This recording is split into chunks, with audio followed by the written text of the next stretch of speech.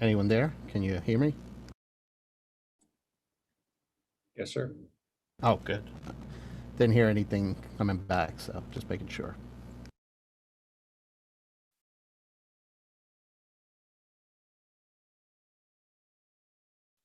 I think we're all just really quiet. It must be the weather. All right, good evening, everyone. Welcome to the work session for the City Council for the City of Wildwood for Monday, November 23rd, 2020.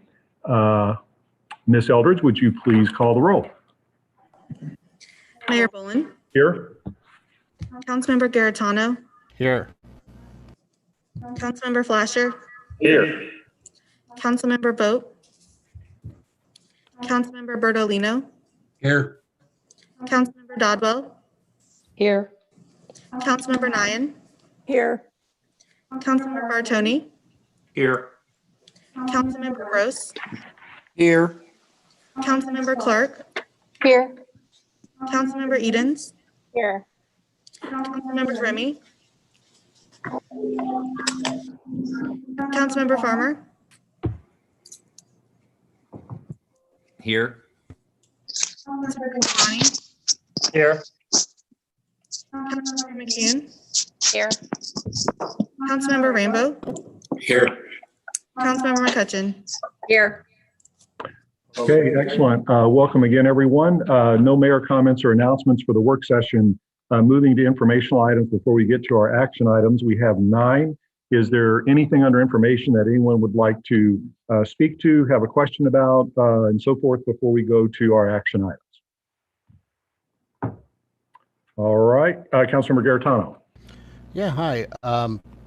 Good evening, everyone. I just wanted to comment on the for information item regarding the holiday decorations. Saw that they were doing some work over there late last week, putting the lights on the trees by Anthology. So looking great, and I do appreciate the memo, the work of the departments of administration and Department of Planning and Parks for all the work that you guys are doing to get those done. So appreciate that. I think that's all I've got in the for information section. Okay, thank you. Anyone else before we go to action items? All right, seeing none, moving into action, we have 3. The first is, Dr. Remy has his I'm hand up. sorry. Dr. Remy has his hand up. Well, I'm sorry, Dr. Remy, or Councilor Remy. Yes, sir. In regards to the erosion issue, the erosion prioritization. Sure, go ahead. Sure. So great job by Mr. Bunich and Dr. Hammer. I know Dr. Hammer is joining us tonight. This is a great work that this group has put forth. And certainly happy if anybody has any questions. I know Ms. Councilmember McCutcheon had already mentioned by electronic mail. Just 2 things related to that, and I actually would love to ask the council. So Mr. Bunich and I had a dialogue earlier today. So based off of these prioritized areas, as well as the total number of 17, plus a number of complaints by our citizens through the survey that we had for the Watershed Erosion Task Force. What I was hoping, with permission from the council, was that that list that we have could be directly forwarded to MSD. And I wanted to make sure first that there was no objections to specifically doing that from council, given that the list has been compiled and prioritized as per our consultant, Mr. Bunich.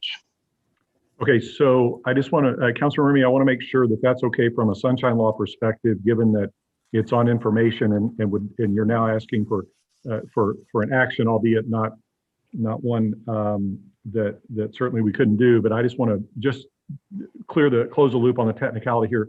Sure. City Attorney Young, is it okay if a motion of that nature is made and passed relative to an item that's on the agenda for information, or does it need to be under action?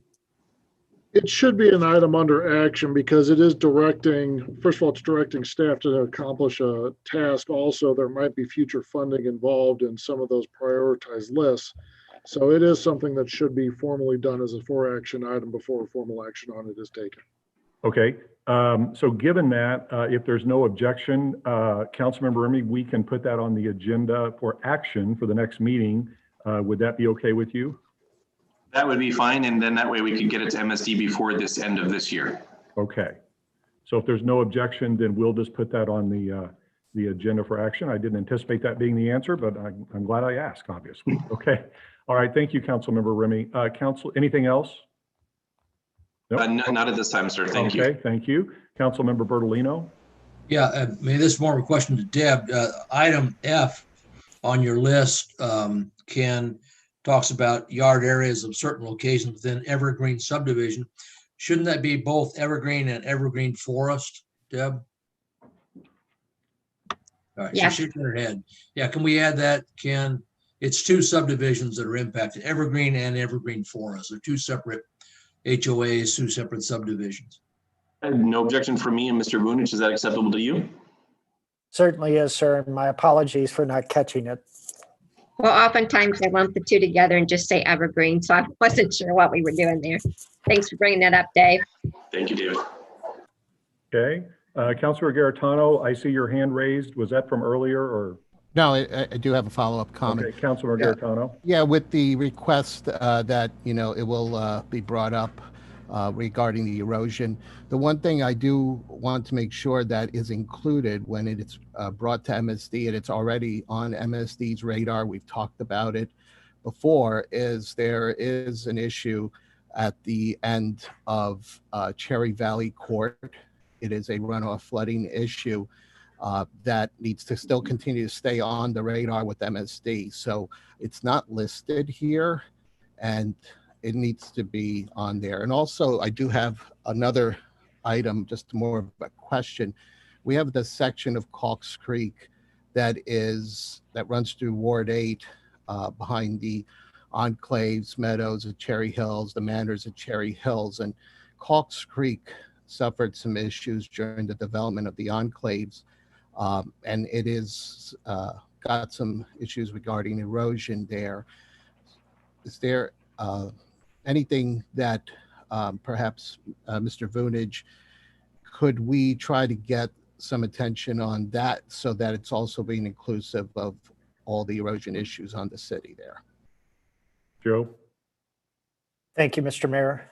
Councilmember Garetano, what is identified in the memorandum or letter that's been prepared for tonight's for information are the priority locations that have been developed by Dr. Hammer, the consultants, and the Watershed Erosion Task Force.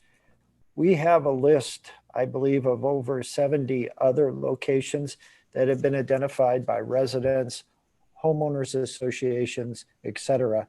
And so what I'll do is I'll verify if that location on Cherry Valley Court is identified, and if not, added. And then I'll also check on Calks Creek through the enclaves at Cherry Hills. Yeah, the issue at Cherry Valley Court, I raised it at the last time MSD attended a meeting with the Erosion Task Force. And the resident that's most primarily impacted provided Kathy Arnett with about 50 photos after that meeting regarding the end of Cherry Valley Court. And Jason Muse from MSD has been on site to visit that location there as well. So that's it. But the Calks Creek, I don't want to lose sight of it because, you may recall from years past when the enclaves was being built, I know there were some issues with that creek during the construction of the enclaves. And so I just want to make sure we don't lose sight of that. So if you could let me know this week or when you do look at it, where that one stands on the list, that'd be great. I'll be glad to do that. I don't know if it'll be this week, but certainly Monday or Tuesday of next week. That would be great. Thank you. Councilmember Remy? Yeah, I appreciate these are great questions. And what I would just suggest is, just so everyone understands, the prioritized location are prioritized based off of severity of the erosion and certainly how it also impacts upstream and downstream locations, as well as how it impacts city infrastructure. And so just to let you guys know that those locations were aptly prioritized from Mr. Vunich, Mr. Brown, and our consultants. What I might suggest is since we're going to compile this list, and what I would hope that we could do is we could get maybe a list from Mr. Vunich, if possible, before the next council meeting. And that way everybody can see all the locations that have already been identified.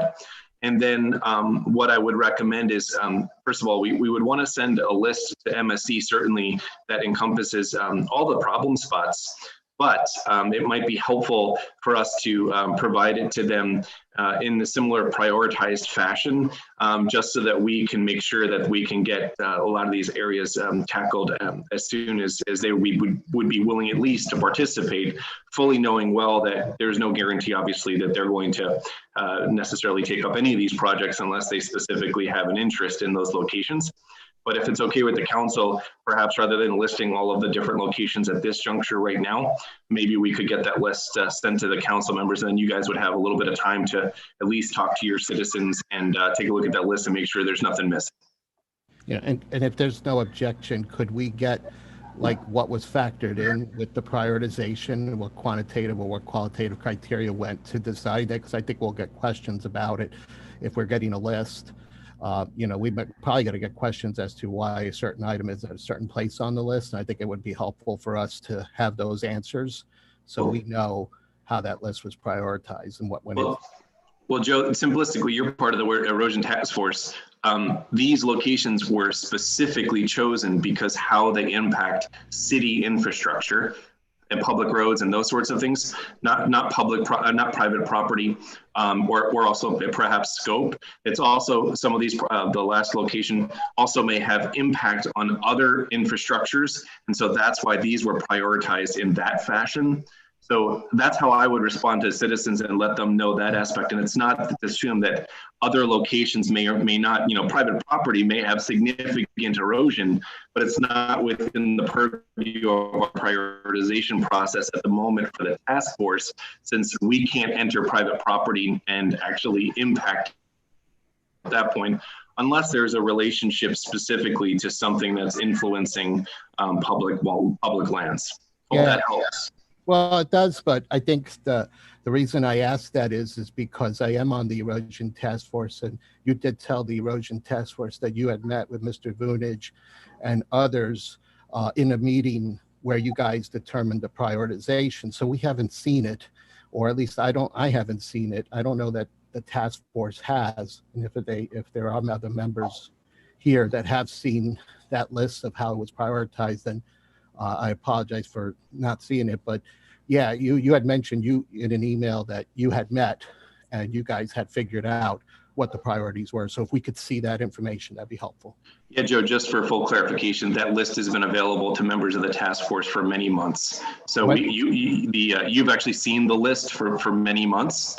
That list, and actually Ms. McCutcheon, I think if you recall, the last erosion task force, Mr. Vunich also brought up that list and referred everyone to when that list came out many, many months ago. But I think it's great for maybe we could just refresh everyone's memory and we can resend that list as well as why these locations were prioritized. And that will be part of our next erosion task force in the beginning of December. Okay, so without objection, that'll be the information provided to the council by the time of the next meeting when this will be decided. Councilmember Dodwell. I think we can pretty much settle the concerns here if when Joe provides us that list, if you include the qualitative and quantitative analysis, I don't want to say details, but give us a definition of what were the pieces of priority that you put on these and how did you weight each one of those so that you came up with this list. I haven't been to any of the meetings, so I'm going to be playing a little bit of catch up. So it would be helpful if the committee or the task force had put together a criteria listing of what's a primary, what's a secondary, what's a tertiary location, so that we can understand how that priority list was put together and best explain that to our residents. So I just want to make sure that we all get that same thing on a piece of paper so that we can refer to it when we're talking to our constituents. And so I think that we're going to do exactly that without objection. Councilmember Rambo. Yeah, just real quickly, I amplify Councilmember Dodwell and Councilmember Remy's observations that this is this was prioritized based on threats to wildwood facilities and not private homes, because, you know, out in the hinterlands, we have a handful of folks who are having real problems, but it's not 30 people losing their backyards. And it's very helpful to have that statement every place we can, so that people can see it and read it and know it. Hey, folks, we're going to get to you, but we have to protect wildwood infrastructure this first go round. I think it'd be really helpful. So that's all I wanted to say. Thanks. Okay, thank you. All right, so I think we know the direction we're going, and it will be on the agenda for the next work session. Anything further relative to action items before, I'm sorry, informational items, the 9 items before we go to action? Okay, seeing none, moving into action items. The first, this is an item that, as I mentioned in my mayor's report from November 13th, I believe, is placed here really just for a procedural reason.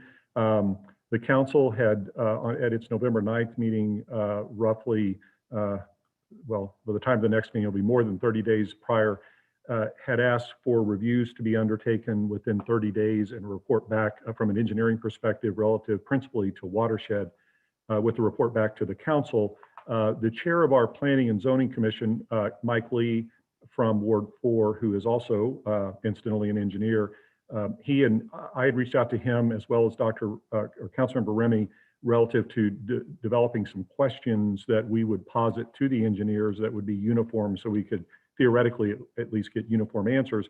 And at that point, Chair Lee suggested that given the process that has only begun and the additional details that the developer would need to provide for that to occur effectively, I then reached out to Councilmember Remy with that information, along with a recommendation, which he agreed to, that we put this on the agenda for basically further postponement. And my question to Joe would be, Joe, given the process that the Chair Lee from Planning and Zoning pointed out in terms of final construction drawings and so forth, what do you think a reasonable additional postponement time would be if the council wanted to do that? Mr. Mayor and members of City Council, I think at the earliest that we could give you an update on the status of a plan of that nature would be January 11th, 2021. But it may even be longer than that if we're expecting to have the site development plan in place. Again, from a procedural standpoint, the developer usually doesn't begin the site development plan process until the ordinance is approved, because the ordinance is the recipe that is followed for the plan's development. So what we're asking here is that the developer, in this case, Payne Family Homes, do a more detailed plan in advance of the ordinance being introduced and acted upon by City Council. So what I'd like to ask is that the postponement be granted tonight, and by January 11th of the new year, we have a timeline and some more specifics on the stormwater management, tree preservation plan, and other items that have been identified by City Council members of late. Okay, thank you. So that, again, is why it's here. Would someone like to make a motion to postpone to the January 11 meeting, made by Councilmember Kuhn, seconded by Councilmember Dodwell? Any discussion on the motion to postpone? See no discussion. All in favor of the motion to postpone, please say aye. Aye. Aye. Any opposed? Any abstentions? Okay, motion carries. Thank you, Thank you. Councilmember Remy, and thank you, Joe. Appreciate that. Next, we have the city calendar for 2021. Mr. Cross, would you like to speak to that? Thank you, Mr. Mayor. Mr. Mayor and members of City Council, you have before you a compilation that was put together through consultation with the department heads and their respective staffs regarding the council meetings and the subcommittees of city council throughout the year 2021. Following the same format in terms of frequency of meetings, making sure that there were no conflicts in dates. The meetings are at least in the initial part of the year, assumed to be Zoom meetings until such time as that changes. I would simply bring up one item for your consideration. Approximately a year ago, there was a discussion. I was not part of that discussion at that time, having to do with trying to find in the months of June, July, and August, a week where there were no meetings. And that was discussed to give time to not only staff, but city council, where vacations could be taken, something like that. And I think Councilmember Remy was perhaps the impetus for pushing that forward. We've not built that into this calendar. We did not want to be presumptuous, certainly, because it's not known if that was a one-time deal or if you all felt like that was a good thing for everyone, the staff and council members, to try to do that again for the 2021 for the months of June, July, and August, 1 week. And there are, when you look at those months, there's a particular week where there might be a council meeting, or there could be perhaps a fifth Monday where there's a planning and zoning meeting, something like that. But if that is something that the council would like to consider, we can certainly move some things around, hopefully, to be able to accommodate the council's wishes, which would benefit, again, city council and staff if we were able to do that. Okay, thank you. So we're going to have a lot of discussion on the next item. And so to move this along, it should be, I'm hoping at least that this is a fairly easy one. I think on this one, would someone like to make a motion to get it on the floor, either that the calendar be approved as presented, or that the calendar be approved as presented with a week, and you can pick a week, or you can give it to the discretion of the city administrator where there be no meetings. I think those would be the two options. Councilmember Dodwell. I'd like to make a motion that we accept the calendar as it currently is, but return it to the city administrator team to review dates in June, July, and August to ensure that we have vacation time available for staff and for city council. Okay, so that for 1 week, you're saying, Councilmember Dodwell, no meetings, basically? Yes. Okay, is there a second to that motion? Seconded by Councilmember Remy. And I have hands to Councilmember Remy. Did you want to speak on the motion? I just want to reiterate the same thing we talked about last year, and I think it's even more imperative real quickly to just say, Steve and et al., I think it's important for us to make sure that over the summer, we have those 3 weeks where you're free of meetings for a number of different reasons. Most importantly, because I would like you all to be home for dinner with your families every single night. You guys work exceedingly hard. And I think that's a big thing that I think is important for us to be able to restore normality to your lives, since you've been so gracious for that throughout the whole year. And secondarily, I would say that with all of the meetings that our staff go to, the amount of preparation that each of them do for these meetings is exceedingly arduous in process. And I'm most appreciative of that. And I think that this is the right thing that we should do. And Mayor Bowen, the only question I would have in regards to this motion is, how can we make this permanent, so we don't have to do this every year? Well, the answer is that a motion could be made to that effect. I think that we may face the same issue that we just had earlier, since the only issue on the agenda this evening is, for sunshine law purposes, the calendar for 2021, not all calendars prospectively. So if we want to add that to an agenda in the future, we could do that. But I think that would be the way that it would have to be done, in terms of the council approving of that being the case prospectively in perpetuity. With your permission, if you wouldn't mind adding it to the next meeting agenda, I appreciate that. Is there any objection to adding that to the agenda? Okay, seeing none, we'll do that. Councilmember Garritano. Yeah, I thought when we passed the resolution last year, specifically stating that there would be no meetings in the final weeks of June, July, and August, that the intent was that this would be the policy going forward. So we passed the resolution and it passed. but I don't recall it being a one-time resolution. I think that the city administrator may have reviewed that. Did you review that resolution? I'm not sure we could find that Okay, resolution. so Councilor Garitano, to your point and to the request for it to be placed on the agenda, we'll ask without objection that our interim city administrator revisit the exact wording of that motion that was passed, or the resolution, whatever it was. If you're correct, then it won't need to be on the agenda. It'll just handle itself. And if that's not the case, and we need to evidence that intent in something codified in the form of a motion or resolution, then it will be on the agenda. All right? Okay. So we have a motion on the floor to approve the calendar for 2021 as presented, with the proviso that the city administrator find a week during the summer months where there will be no meeting. Is there any further discussion? Seeing no discussion, all in favor of the motion, please say aye. Aye. Aye. Aye. Any opposed? Any abstentions? Okay, thank you. Now to our last item, which is strategic planning. And I want to just sort of tee this up for you by mentioning just a few things. And this follows some of the background that I gave in my mayor's report from this past Friday that I sent to all of you. So it is time for us to do a 5-year strategic, start the process of developing a 5-year strategic plan for the city. And what I've done on the agenda is I've included 3 items.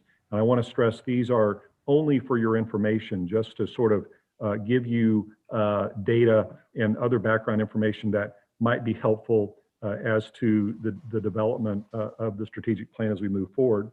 The first is our 5-year capital improvement projects from a financial perspective. And the bold items indicate those that we have received matching funds for, because that may affect the analysis as we get deeper into this. The second is the Wildwood 2024 vision plan that I developed based on input from residents at Coffees with the Mayor, just visiting with them door to door and so forth. And the last is the prior, which is now expired, 5-year strategic plan. So again, those are just informational items for the council to consider as we go forward, sort of on a take it or leave it, or just use them as you see fit. Second, the process, as I mentioned in my mayor's report of Friday, will basically be a 3-fold step process. And tonight we're going to start the first, and basically just imagine you're peeling an onion. So tonight we're going to start very broadly with identification and hopefully the prioritization of items that the council would like to have as our strategic goals for the next 5 years. At the next phase 2 of our 3 phases for strategic planning, we will then examine the broad financial implications of those goals and whether there should be any reallocation or what have you relative to the money to support the goals. And then lastly, as we drill down further, we will look at more specific line item financial details as to those goals, as well as action items for non-financial goals. Some of your goals may not be financial in nature, and so we'll look at action items relative to how to accomplish those. The goal of developing the goals is to have a document that our residents and you and I will have that will delineate those goals, and not only just as we saw previously from the 2015 through 2019 phase, the goals themselves, but also who is responsible for implementing the goals and some suggested target dates so we can keep track of those goals. And my plan would be, without objection, to have a last column, accomplished, yes, no, so we can check them off as we move forward. So relative to tonight, well, before I go any further, is there any question on the background documents or the 3-phase process before I get to specifically what I'm suggesting for the council this evening? Okay, all right, good. So relative to the phase 1 for this evening, what I would like to do is to have agreement on the part of the council, just at this point by consensus, nothing formal, that to have an effective strategic plan, much like the one that was developed from 2015 through 2019 for that period, it probably isn't a good idea to have 30, 20, even 10 goals. I think I would suggest should limit our goals to things that we think we can achieve that are most important. And I would suggest an optimal number would be somewhere between 5 and 7, possibly 8. I think once you get past that, you run into some issues with respect to being able to accomplish everything, even though there are lots of other things that we may want to do. And also, please keep in mind, some of the goals that you may think of tonight as being an overall arching goal might end up being a sub goal of one of the bigger goals. So there are ways to get there. So please keep that in mind. But if there's no objection, I would ask that we at least have agreement and strive for somewhere between 5 and 8 strategic goals. At this point in time, we can always change that later, but for purposes of the discussion, that would be my recommendation. So then the question becomes, how are we going to get there? So I gave a lot of thought to this over the last few days, and what I thought I would do, just very practically, is go through the roster of the council and ask you what you think, just what comes to mind. There are not necessarily any right or wrong answers. What comes to mind from your perspective, from the perspective of your ward, the city as a whole, that you would like to include on the list? And our city administrator is going to make a list of those as we go forward. And we're just going to go through the roster, and you can list as many as you want. And then after we get to the last council member, we will vote on that list. And whatever whichever of the top 6 to 8 has the largest number of votes will remain on the list for the next step that I hope we get to this evening, which is prioritizing those. And I'll talk about prioritizing after we get to the list themselves, or the list itself, the list of items, because I don't want to overburden you at this point. So if there's no objection, I would suggest we start with who would be the next council member on the roster. City Clerk Eldridge. Councilmember Garetano. Councilmember Garetano. Okay, so there's Joe. So if there's no objection, if we could just start. Joe, do you have what is your list of items that you think we should include for discussion at this point as strategic plan items for our city for the next 5 years? Well, Mayor, if I could ask, I'd like to get a couple minutes just to pull up my information here to be able to go through and give you some good. Okay, you can. I don't know if everyone needs a minute to have it, or if somebody's ready to go, they can do that. If not, just give me a moment. That's all right. So we'll come back to you. Who would be next? Councilmember Flasher. Councilmember Flasher. Yeah, for me, the things that jump out are the rural internet, obviously, is a big focus based off of the pandemic and just kind of where that leaves us right now. I think it really exposed just what a big deal that is. I think the erosion issue is huge for the city as a whole. That would be number 2 on my list. And then from a Ward 7 perspective, Lake Chesterfield is something that needs to be addressed in general. So those are the 3 big ones that jump off the list for me. Good. All right. Who is next? Next is Councilmember Boat, but he is absent. So next after him would be Councilmember Bertolino. Councilmember Bertolino. Thank you. I concur with the 3 just stated as highest priority for the city as a whole. I would also add, and I don't have the best verbiage here, but I think the vision for and development of Crestview Drive and the extension of Main Street out to 109 has got to be a high priority over the next 5 years. Okay. Anything further, Councilmember Bertolino? There's some other, I would love to see other things within my own ward. I'd love to see the median restructured and upgraded on both Pine Grover Parkway and on Fullerton Meadows. What was the last street? I'm sorry. Fullerton Meadows and Drive and Pine Grover Parkway. Okay. And my apology, Councilmember Edens, I saw your hand up, but then it went away. Did you want to say anything, or do you want to wait until we get to you for your items? Okay, my apology for not calling on you earlier. Okay, thank you, Councilmember Bertolino. Next. Councilmember Garitano is ready if you want to go back to him. Or I can go next on the list. We'll wait until Joe, when you're ready, you just raise your hand and we'll come back to you. Up next is Councilmember Dodwell.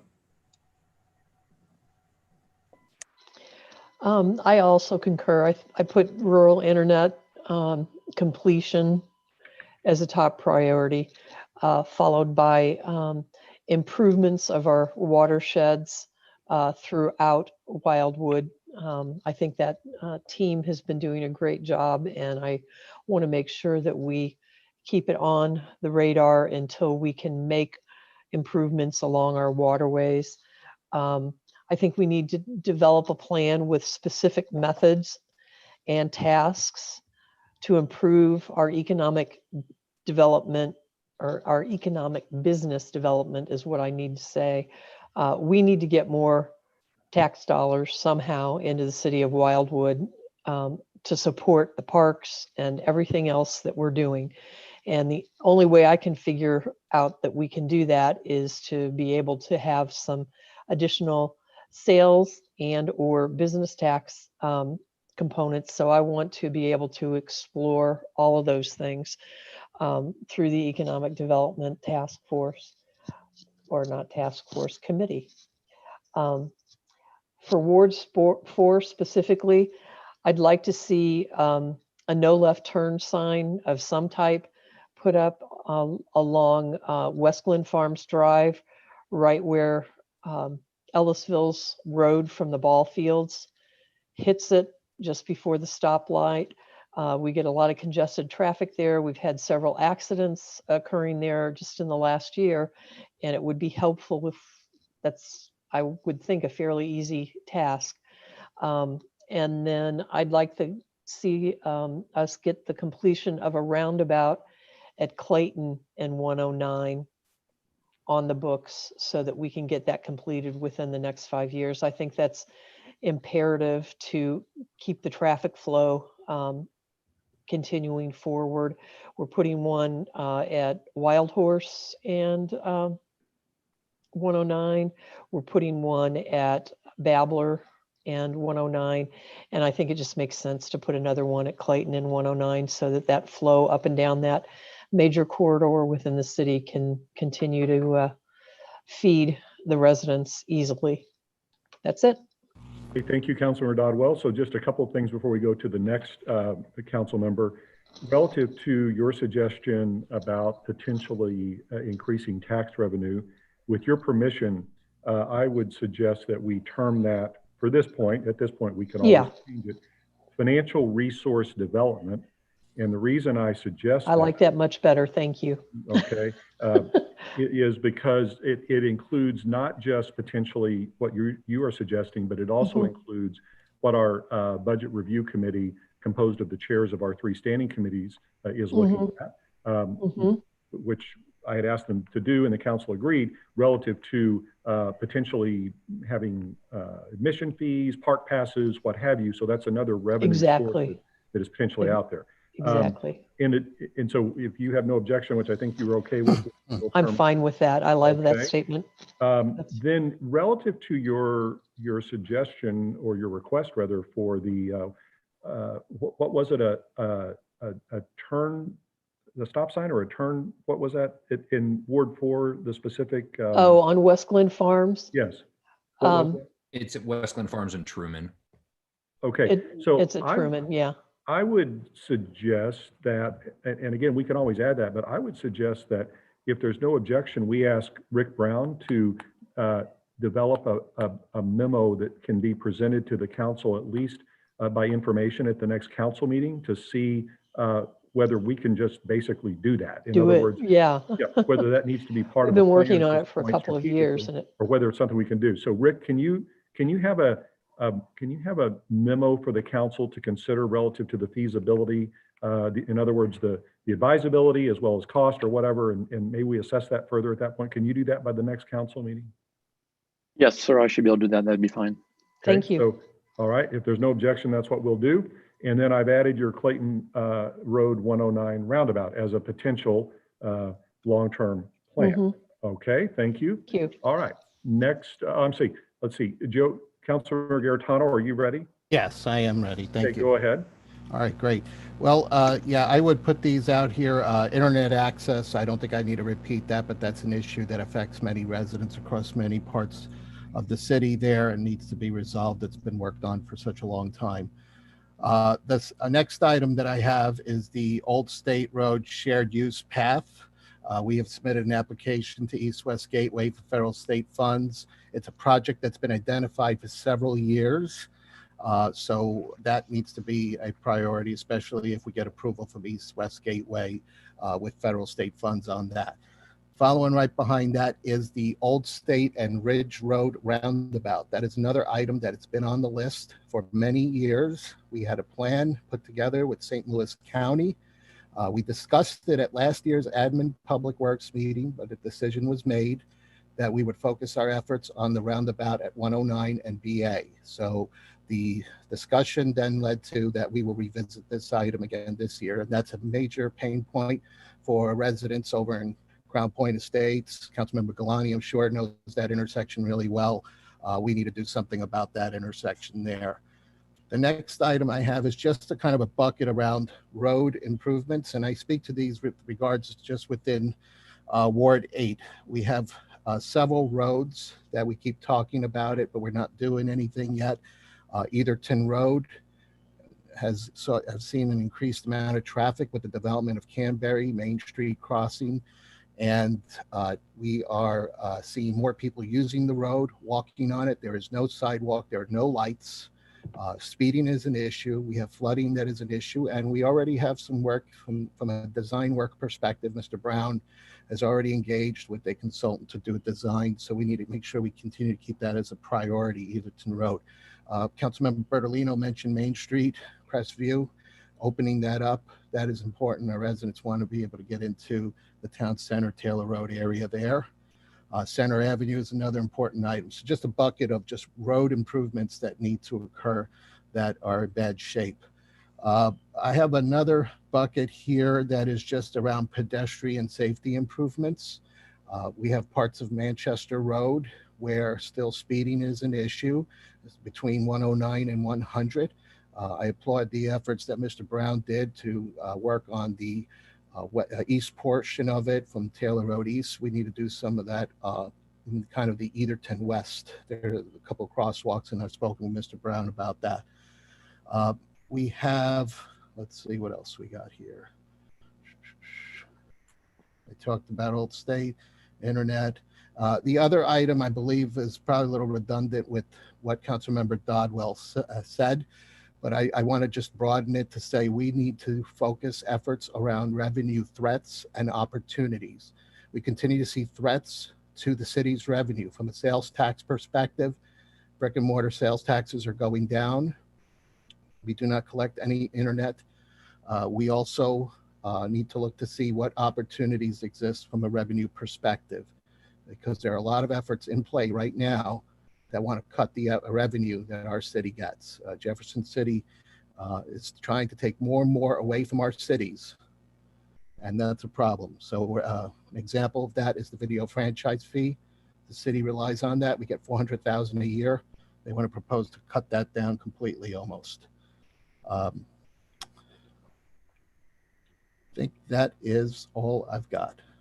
Thank you. So what I would suggest, if you're okay with this, Councilor Garitano, is we've got your items are principally within the purview of Public Works. You've got road improvements, Old State Shared Use Path, the roundabout at Old State and Ridge Road, other road improvements you alluded to, as well as pedestrian safety.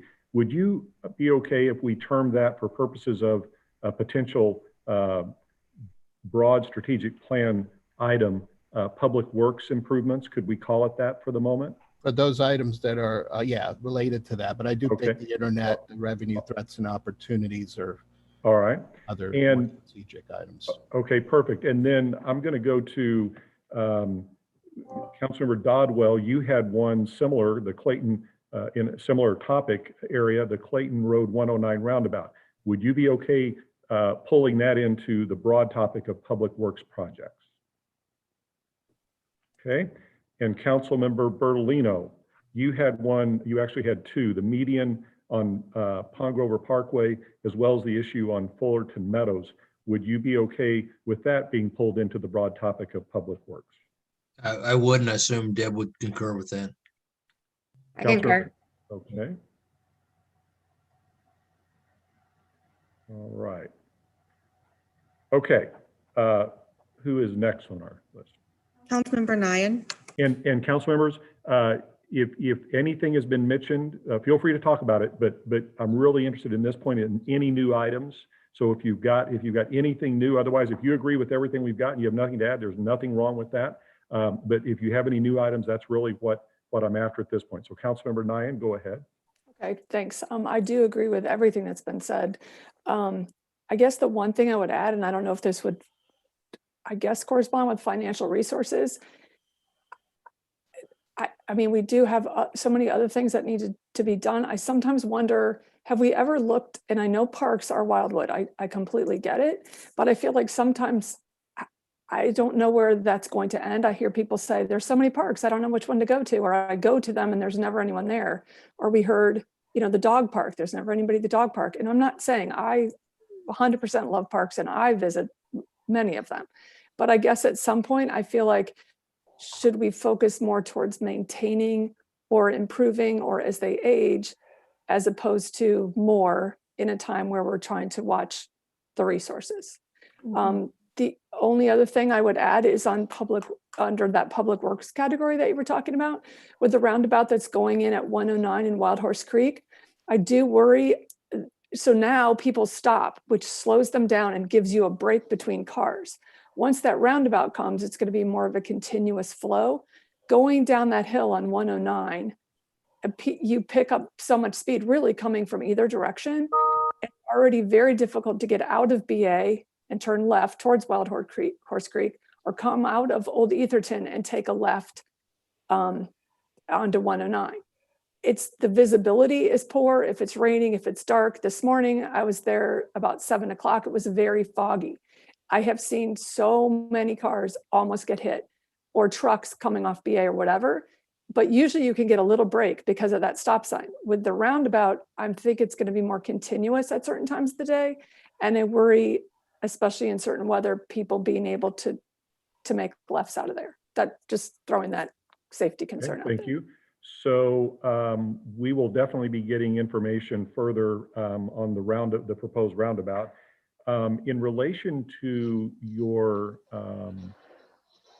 comment, which is very salient, I think, and I've heard the same thing for what it's worth, as to the parks and the maintenance, I would suggest that the opportunity for the council to really look at specifically making decisions as to that item, as well as everything else, is going to be in the next two steps after this evening, when you decide basically the prioritization of where the money goes.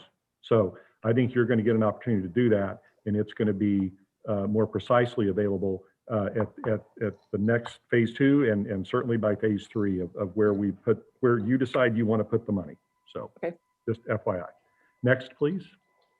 Councilmember Bartoni. Thank you. I'm kind of like trying to put a list together here pretty quickly, but a couple things that come to mind that have not been mentioned would be the completion of the sidewalk along Strecker Road. That's going to benefit hundreds of people, hundreds of residents, and it's going to address a safety issue that the city has had for since its inception, really. Completion of the Village Green. This is another item that is going to benefit all residents of Wildwood. I agree with the other things that have been said. I'm not a huge tax increase person like most people, but I think that maybe we could go with maybe try to educate our residents a little bit more and try to convince people that live down in Wild Horse Creek, live down off of Valley View, live down off of 109, that shopping in Wildwood is a benefit to them, even though the stores in Chesterfield and Ellisville and Eureka might be closer and more convenient for them. There's a financial benefit for the businesses in Wildwood, and there's going to be a benefit for all the residents also for people to do that. I don't know how we can do that. I mean, it's not going to be a quick and easy thing, but trying to just educate and help our residents to come to town center and shop at all those retail sites, I think is going to be a benefit for everybody. Okay, thank you. Next, sorry. Councilmember Bros. Yeah, I guess I'll repeat for a second, but internet and erosion have always been at the top of the list for me. I would say broadly speaking, the public works, but I think we need to, and this is a phase 2, Jim, so I apologize in advance, but okay. I think as we start to drill down on the projects, I think we really have to focus on the real safety issues. I mean, we all have people that have been waiting a long time, including a left-hand turnoff, 100 for 15 years.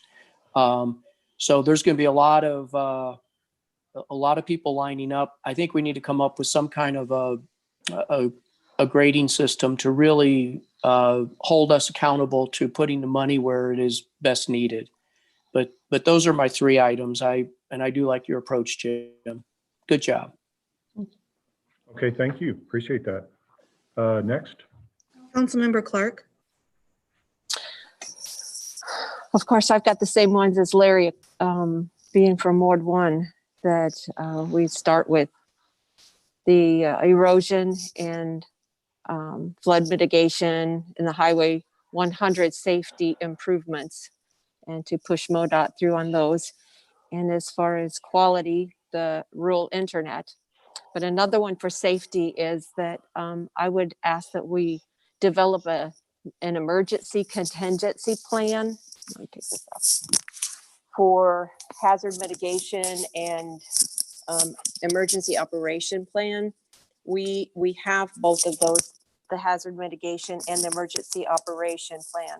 But if there was some type of disaster happen in the area, a tornado or an earthquake, would we know what we're supposed to do and who we should contact and where the utilities are located, and items such as that.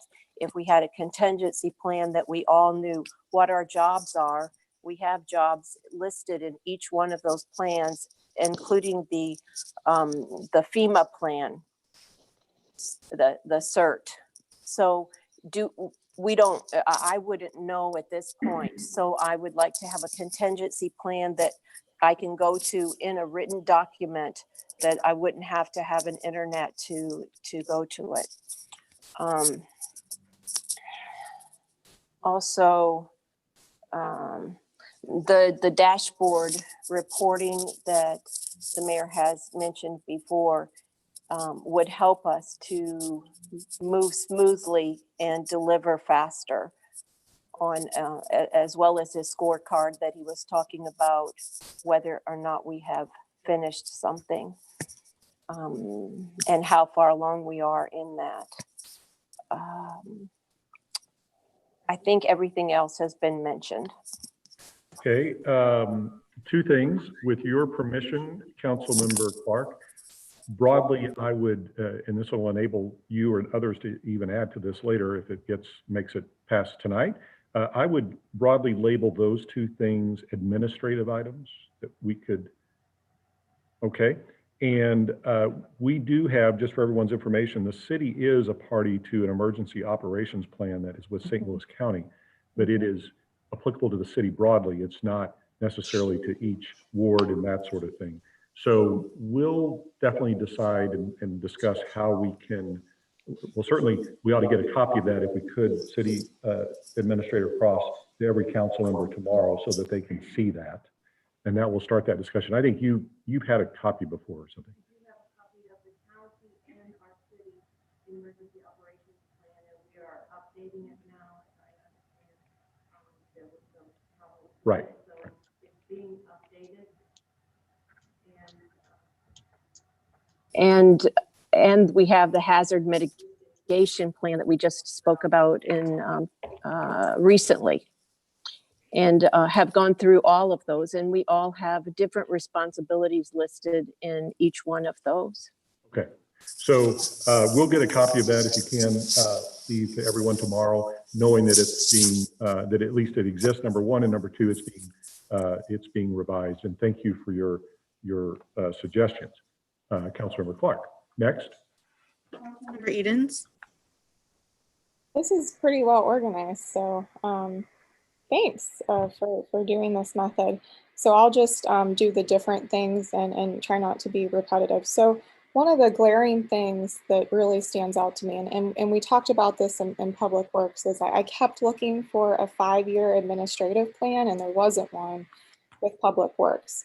And what happens is when it's not part of a long-term goal, it doesn't get planned into the budget, but we know we need staff increases. We've talked about it. We've mentioned everything from an arborist to a grant writer to someone that does volunteer planning, plus other positions that are vacant and open. So we really need to have a plan that would show, some budget line items of who we plan to hire and increase, over the next 5 years. I just feel like it's going to fall through the cracks if it's really not written out. So I'm almost asking for maybe just another list entirely, or unless you want to kind of roll it into the regular 5-year plan. The other thing is too, when we were talking about how to achieve our goals, I also think it needs to be expressly listed in terms of building those relationships with state elected officials and federal.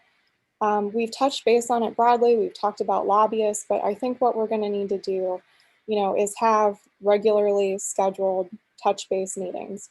And that's going to involve, our mayor, maybe Mayor Pro Tem, and, both of our city administrators or one of them. I say this because our Senator Schaaf sent out a ranking list. And if you had time to do it, it went to each individual council member, but it wasn't a statement from the city of things that really concerned us, right? So Wayfair legislation was my number one on that. Whereas if we had more of a unified voice, where we're broadly talking about topics and not about a specific ballot issue, that's so much more achievable. We got to be the squeaky wheel a little bit more. So I'd like to see that expressly listed. And then I know it was brought up to about economic development looking at a tax, but just for the right hand talking to the left, we're doing that a lot in watershed erosion on stormwater and parks. And so I think it would be really just in that wheelhouse, but I do agree, with Tracy about when do we looking at expanding parks versus just maintaining. The way I see it is it's a 5-year wish list. And if it's on the bottom of the list and we can't afford it, we don't afford it. But if it's on the wish list, it's still out there. So specifically in Ward 2, what I've learned recently is it doesn't make sense to put a park across from University Park. I didn't realize that was where the land was. But if you look at the map of where parks are distributed, there is nothing in the northeastern quadrant.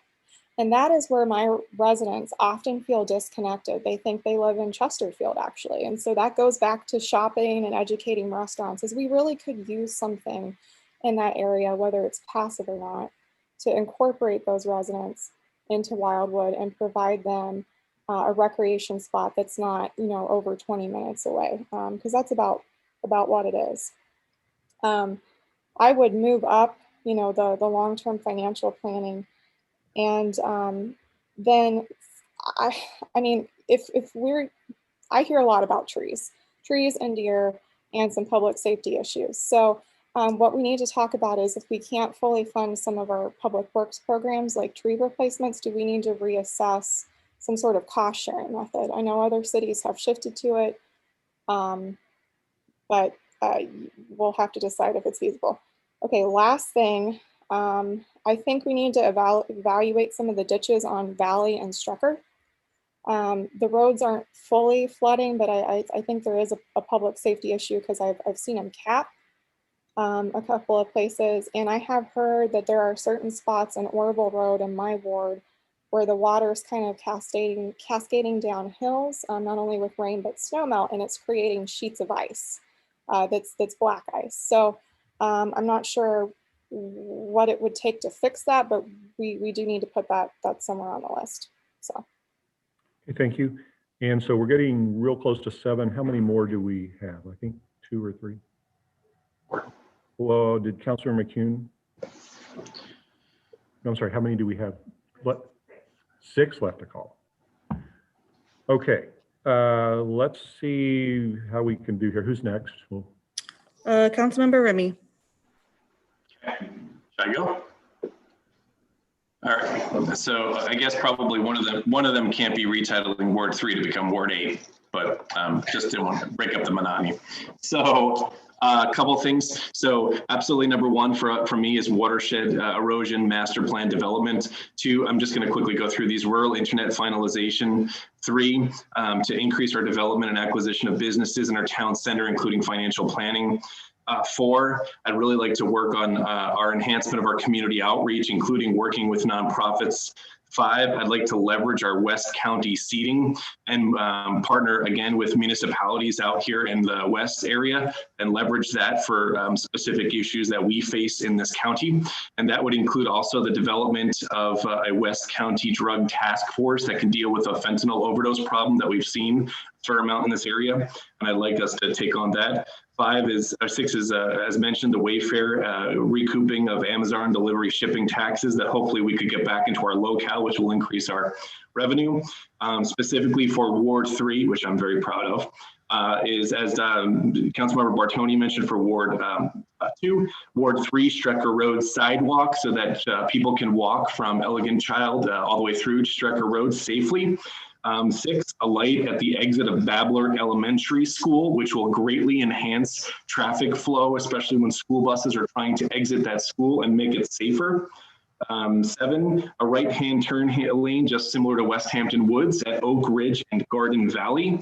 This has been asked by a number of folks. And then my final one would be in development of our partnership with our community outreach group, as well as partnerships with our WBA and other community organizations. I'd like to continue growing once we get out of this pandemic, our activities, including the night of the ballpark, a barbecue bash, and here's 2 new ones I'm going to add to that, which is I'm hoping to develop, which would be a brand new Wildwood Food and Wine Festival, similar that they have in Park City, that we could have perhaps even at our ski area. We've got a lot of wineries, and I think that would be well attended and bring a lot of businesses that are coming out of this restaurant closure, hopefully to the forefront of having a cool and really fun activity. And then finally, I'd love to have our first ever Wildwood Independent Film Festival, which will bring all region in the Midwest filmmakers, hopefully descending upon our wonderful city to present their work and hopefully enjoy what we have to offer here in Wildwood. Thank you. Okay, Councilmember Remy, it's a good thing I went to law school and learned how to write real fast, but I wasn't quite fast enough because I missed one of your 35 items. No, I'm just kidding. I missed one of your few items, and it was Garden Valley. What was that you were suggesting? Right-hand turn lane. Okay. So there, Oak Ridge, Oak Trails, and Garden Valley both have areas specifically. Okay, thank you so much. Okay, thank you. I really appreciate it. Next, Councilmember Farmer.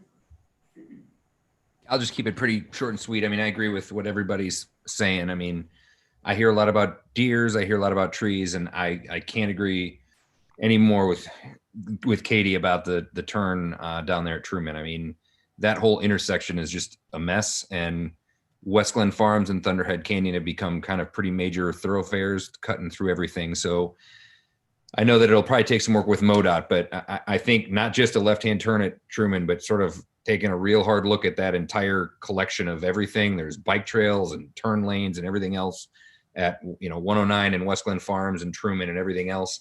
And I think the same thing up towards Clayton at Thunderhead and Clayton Road. I mean, there are times when we're not all sitting at home with COVID where you sit for quite some time because the traffic never stops moving in either direction. So I think I would just say, much like everybody else, looking at our general infrastructure about what's going on and how traffic's flowing through parts of the city is pretty primary. Obviously, rural internet and watershed as well. Okay, thank you. Next, Councilmember Delaney. Yeah, in the interest of time, I'll also keep it quick and just go with the fact that I agree with everything else that's been talked about already. Speaking a little bit about the promised land over here in Ward 8, and touching on what Joe had mentioned earlier, I think that the roundabout on Ridge Road is definitely something that's high on the list of importance. The Old State Road's become a major artery connecting West St. Louis County and 44. And when there's an accident on 44 or an accident on 40, it turns into a parking lot, and folks on Ridge cannot turn out of there during high density times, like in the morning or evening. And then I also think that the Old State, the shared use path is also something that's really important, because it is super dangerous for folks that are trying to get through with the sidewalk that ends and having to go out on the road. So I think that's something that would get a lot of use and make a lot of folks happy, and also contributing to safety, which Councilmember Gross brought up, in the Highway 100 and T intersection. Other areas along 100, I know we've talked about for quite some time, but I think those are also safety items that need to be on the list. And last, to touch on what Councilmember Nyhan said, I agree as well. In a time where revenues are tight, I think we should focus our attentions. And in 5 years, while it sounds like a long-term plan, it's actually a relatively short amount of time when you think about it. And I think the revenues that we are going to spend should be invested in those high priority situations like safety and protecting the landscape and the infrastructure of the city. And while it is important to raise additional revenues, and taxation is always the direction that the government likes to look in trying to get that done, and it makes sense on some levels, but at the same sense that we're experiencing a revenue shortage and a lack thereof, so too are many of our residents that are business owners and dealing with major setbacks due to this pandemic as well. So going after additional funds from them, I think the Wayfair tax is definitely something that should be looked at to get some of that potential revenue from the businesses that are doing a lot of business within our city. That's it. Thank you. Next. Councilmember McCune. Okay, so following the direction, I think I'm on target with most everybody in the majority of the rural internet and Old State development. But to add to the list, I think that the Woods Road flooding, and I think that Councilmember Brost has really said that some of his residents were flooded into their homes. So I like to look at that mitigation from a safety standpoint for first responders and for those residents for the flooding issues that we have when we do have the torrential rains. The other thing is I like the additional staffing, the Wayfair. I'm all in favor of that. But as far as Ward 7, I'm 100% an advocate for Lake Chesterfield. But Mayor, maybe you can add to this. I think that Copper Lakes also has a retention basin that I believe at one of the ward meetings that you had attended with us, their HOA had stated they had some issues because of Ellisville's bordered it as well. So I don't know if that could be an artery into the Lake Chesterfield, or kind of go with that that line item as well to help find a solution, or if it's connected. So I think that it's just real important when we get to phase 2, just for everybody else, that we look at infrastructure. We look at the what is the foundation of what we need to do and build up from there so we can be solid. So without the proper staffing, the right direction, we can't get any of these projects done. So let's start with the basics and build up. But I agree with everything, and I would really like to see the Old State push through too, even though that Ward 7 has just a snippet. But I'd like to join Ward 8 with that initiative. So that's all I have. Thank you. Okay, thank you. And so, Councilor McCune, if you're okay with what I did, Councilmember Remy had mentioned working with other cities, municipalities in West County on different issues. He brought up the opioid issue, I believe. And so I hadn't mentioned this yet, but my thought was relative to the broad category, which is what we're doing tonight, of administrative, that we put that under as one of the sub goals of administrative. And in relation to the Copper Lakes issue, since that is, as you noted, an Ellisville issue, if you're okay with it, I would suggest that that be part of that West County initiative if the council ultimately passes this as part of the administrative catch-all for those things. Okay, you good with that? Okay, great. How many do we have left? 2. Okay, let's see if we can get this. Here we go. Councilmember Rambo is next. Well, first a correction, the Promised Land is actually Ward 6. I prioritized mine. Internet is number 1 with a bullet. Number two, I echo all the comments concerning what the mayor has termed the financial resource development bullet. Number three is erosion control, obviously. Number four, also maybe with a bullet, is deer management subcommittee. Complete all that because we need it badly. These are things I get lots of citizen complaints on. Number five would be Highway 100 safety issues. That's probably a sub bullet. But I get a lot of airplay. That gets a lot of airplay. Number six, finally,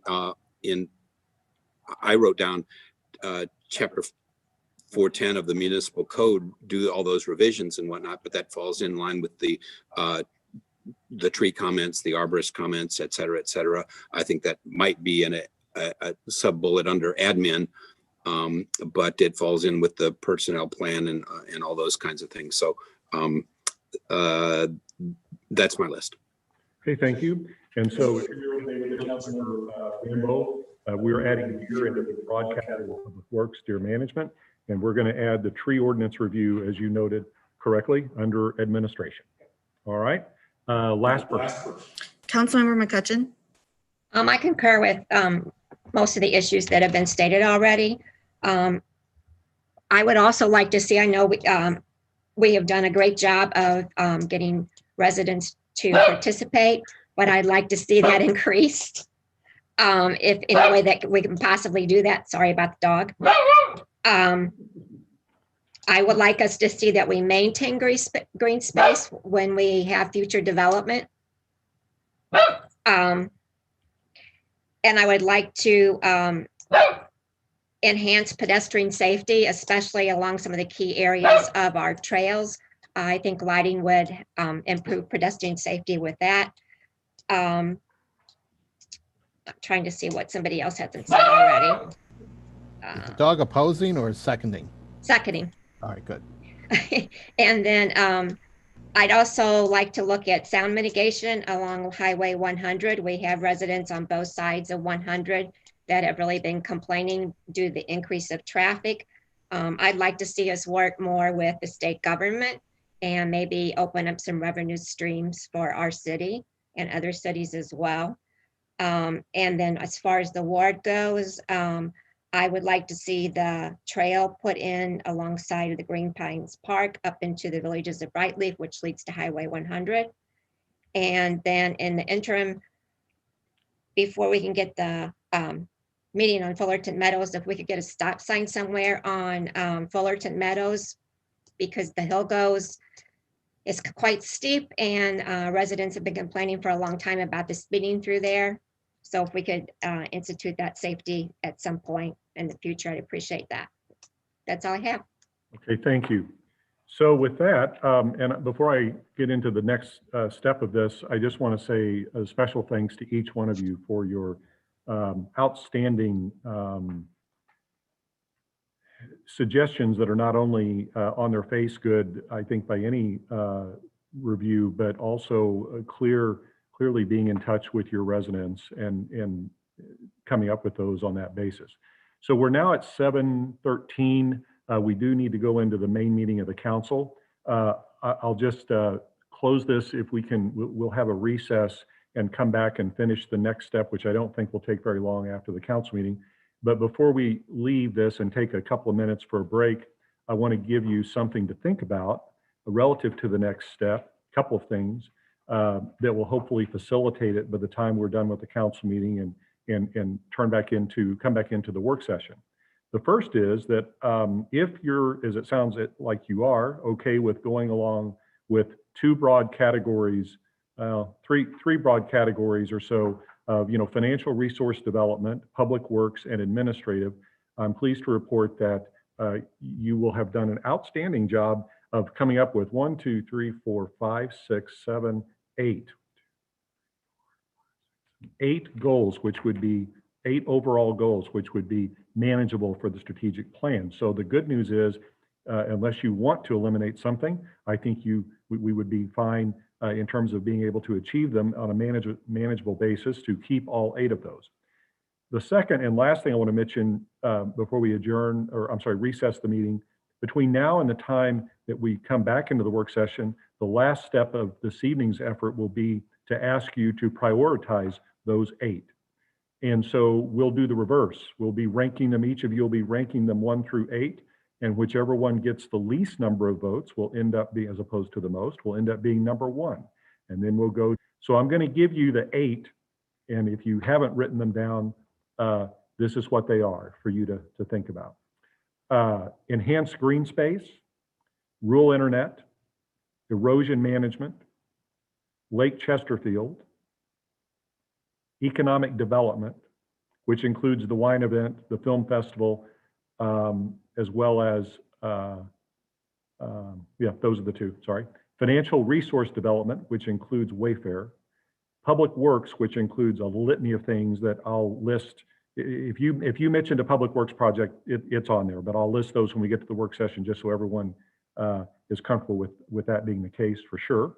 And lastly, administrative. So again, enhancing green space, rural internet, erosion management, Lake Chesterfield, economic development, financial resource development, public works, and administrative. So with that, Crystal McCune, I know you have, Councilmember McCune, you have your hand up. Can it wait until after the main meeting, or do you need to? I just want to ask real quick, can someone put it on the chat window, your numbers of what you just listed? And when we come to that phase to speed it up, that we just call off the number that's listed in this chat of what we put in priority, so somebody can just take a tally, so we can speed it We up. will get that done. If you Great can. suggestion, thank you. Thank you. Okay, so with that, we will adjourn. Let's take a 2 to 3 minute break, come back for the main meeting, and then we will come back to the work session and we'll get your priority and we'll have a big part of this process accomplished. Thank you.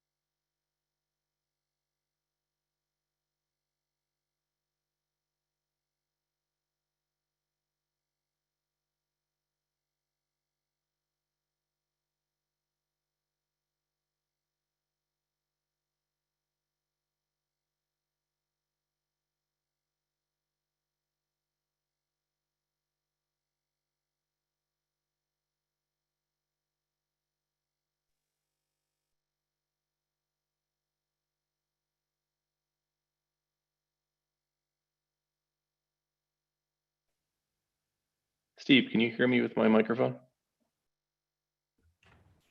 Yep.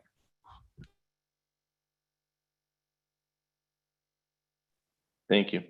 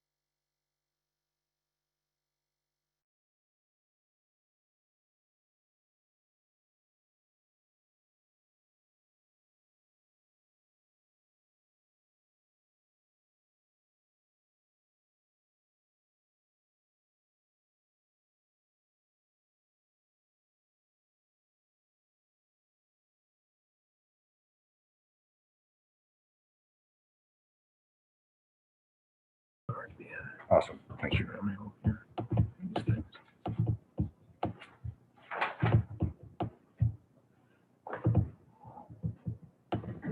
All right. You lost the chat, so I'll leave those. That's all right.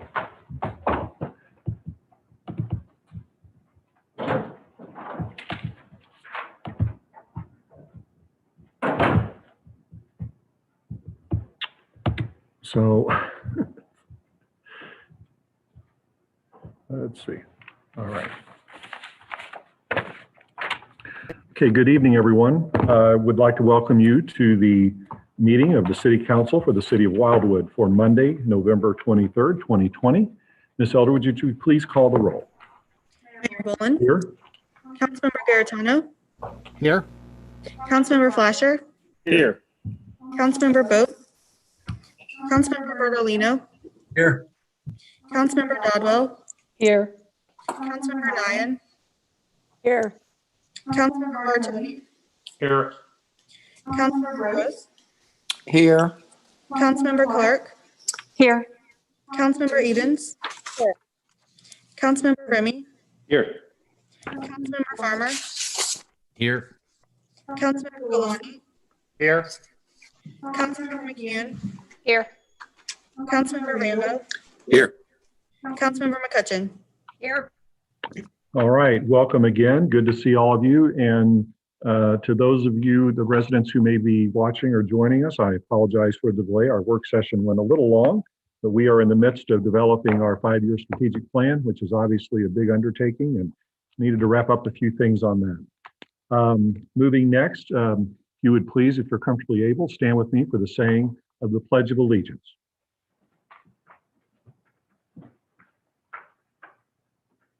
I pledge allegiance to the flag of the United States of America and to the republic for which it stands, one nation, under God, indivisible, liberty, and justice for all.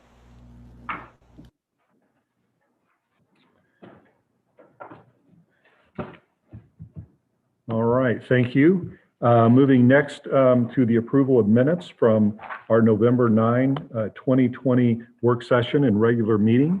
If there are any comments on the minutes from any member of the council, we can entertain those at this point. Otherwise, if you have no questions or comments, I would ask for a motion to approve the minutes as presented. Motion made by Councilmember Farmer, seconded by Councilmember Clark. Is there any discussion on the motion to approve the minutes? Seeing no discussion, all in favor of the motion, please say aye. Aye. Aye. Any opposed? Any abstentions? Motion carries. Councilmember McCune, I'm still seeing your hand up. Can you take your raise hand down there? So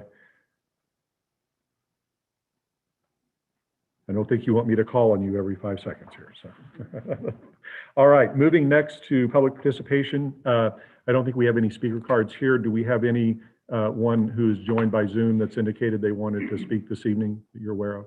Okay. All right. There is one hand wishing raised. to Speak. Sorry. There is one hand raised in public. Okay, I'm sorry. Are And you the one, moving them over? I will move them over right now. It is Mr. David Hudson. Okay, while he's moving over, since we have a speaker, I'm just going to mention a few words about our public participation. It's a valuable component of our meeting. Anyone who wishes to speak must indicate either in person by completing a card or by the Zoom feature of requesting, and provide your name and your ward. To ensure that all who wish to speak have the opportunity to do so, there is a 5-minute time limitation, and I will let you know when that time limit is reached. If you have any questions for us, please mention that during your remarks and identify the official you would like to respond. That official will make note of it, and at the conclusion of public participation, any official who chooses to respond will have 3 minutes to do so as to all questions directed to that official. The official may choose to respond to your comments after tonight's meeting, and we may post those comments on the City Council page of our website. Finally, please be respectful in making your remarks. This means that interrupting others and using profane and abusive language are prohibited, and I want to thank everyone for following these. Mr. Hudson, are you available to go forward? I am. Okay, please proceed. I am David Hudson of 18068 Babbler Woods Road, 63005. I thank the mayor and council members for allowing me to speak tonight. There is a receive and file regarding PZ 15-17 Tom Roberts large water feature on tonight's agenda. This receive and file notes the action of the Planning and Zoning Commission to remove a requirement to provide an engineer signed and sealed plan for an element of the site development plan. This action was taken against the recommendation of the Department of Planning. On the last site development plan submitted by the petitioner, Roberts engineer calculated the drainage area for the lake of about 13 acres. This engineering document was not signed or sealed, and the petitioner refused to supply such. The St. Louis County Graphical Information System shows a drainage area of over 200 acres for this lake. Similarly, the petitioner refused to supply signed and sealed engineering for the outfall structure where the stormwater runoff exits the lake. The outfall drawings shown in the site development plan do not include stormwater detention. Stormwater detention is considered a benefit and is a requirement of the city for any large water feature. One would think that a large lake provides some stormwater detention. However, without proper outfall design, when the water level of a lake is at capacity, every gallon of stormwater entering leaves almost immediately. Without an outfall design, which includes stormwater detention, a full lake is as bad as a parking lot when considering water absorption in regard to erosion control. Stormwater detention requires that a rain event of a certain size be released gradually over a 24-hour period to reduce downstream erosion. Because this site development plan fails to meet the water detention fundamental city requirement of all large water features and fails to supply verifiable engineering plans, I request that PZ 15-17 be sent to the Watershed Erosion Task Force for further review. I thank you for your consideration. Please add my comments to the permanent records of this meeting and of PZ 15-17. Thank you. Any other speakers? All right. Moving next to mayor announcements and appointments. We do have one appointment. This is to the Board of Adjustment from Ward 7, Mr. Peter Trapani. And as I mentioned, this is necessary as a result of Mr. Bob Nandor's term. He's from Ward 8, who has served quite well for our residents for the past several years. Actually used to serve with him when I was on the Board of Adjustment. And I want to personally thank him this evening for all of his service. And he and I have discussed this, and he's aware and supportive. So happy to appoint Mr. Trapani. If anyone has any questions about him, you have his background in my appointment memo in front of you. I'm happy to answer those. Otherwise, I would ask for a motion to approve. Made by Councilmember McCune, seconded by Councilmember Flasher. Is there any discussion on the motion? Seeing no discussion, all in favor of the motion to approve the appointment of Mr. Trapani, please say aye. Aye. Aye. Aye. Any opposed? Any abstentions? Motion carries. Thank you. Moving next to public hearings, we do have one. Ms. Eldridge, would you please read the item?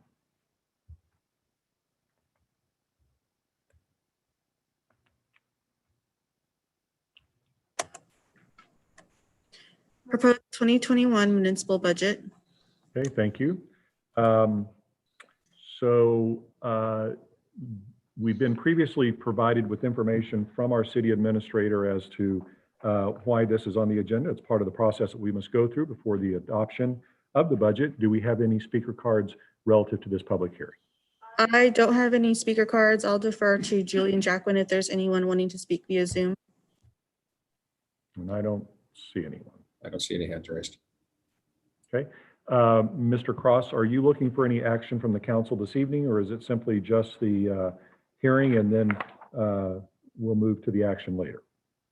Thank you, Mr. Mayor. In terms of the action of the public hearing, this was just a way of identifying in an abbreviated version the 2021 budget. There is much further detail on the next item with regards to the municipal budget message that was prepared by the department, as well as ordinance number 2580 dealing with that. But we had prepared a short PowerPoint presentation for the public should they like to see the 2021 budget in abbreviated form. But I'll defer to you, Mr. Mayor, if we want to do that or not. Let me ask a question, a technical question. Julian, are we able to post the PowerPoint with the Zoom meeting as part of a permanent record so that anyone viewing the meeting would be able to see that at that point?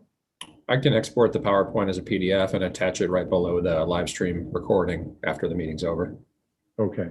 So I think what I would suggest, without objection from the council, is if you, Mr. Cross, could highlight just the general summary of that, and then we'll post it so that everyone will know who may be watching what it is.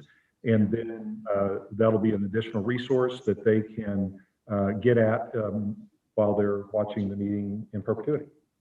Can I do that? Yes, sir. Thank you, Mr. Mayor. Is there any objection to that approach, council members? Okay, go ahead and hit the highlights there. Thank you, Mr. Mayor. Mr. Jacquin, if you could put up the PowerPoint presentation, that would be most helpful.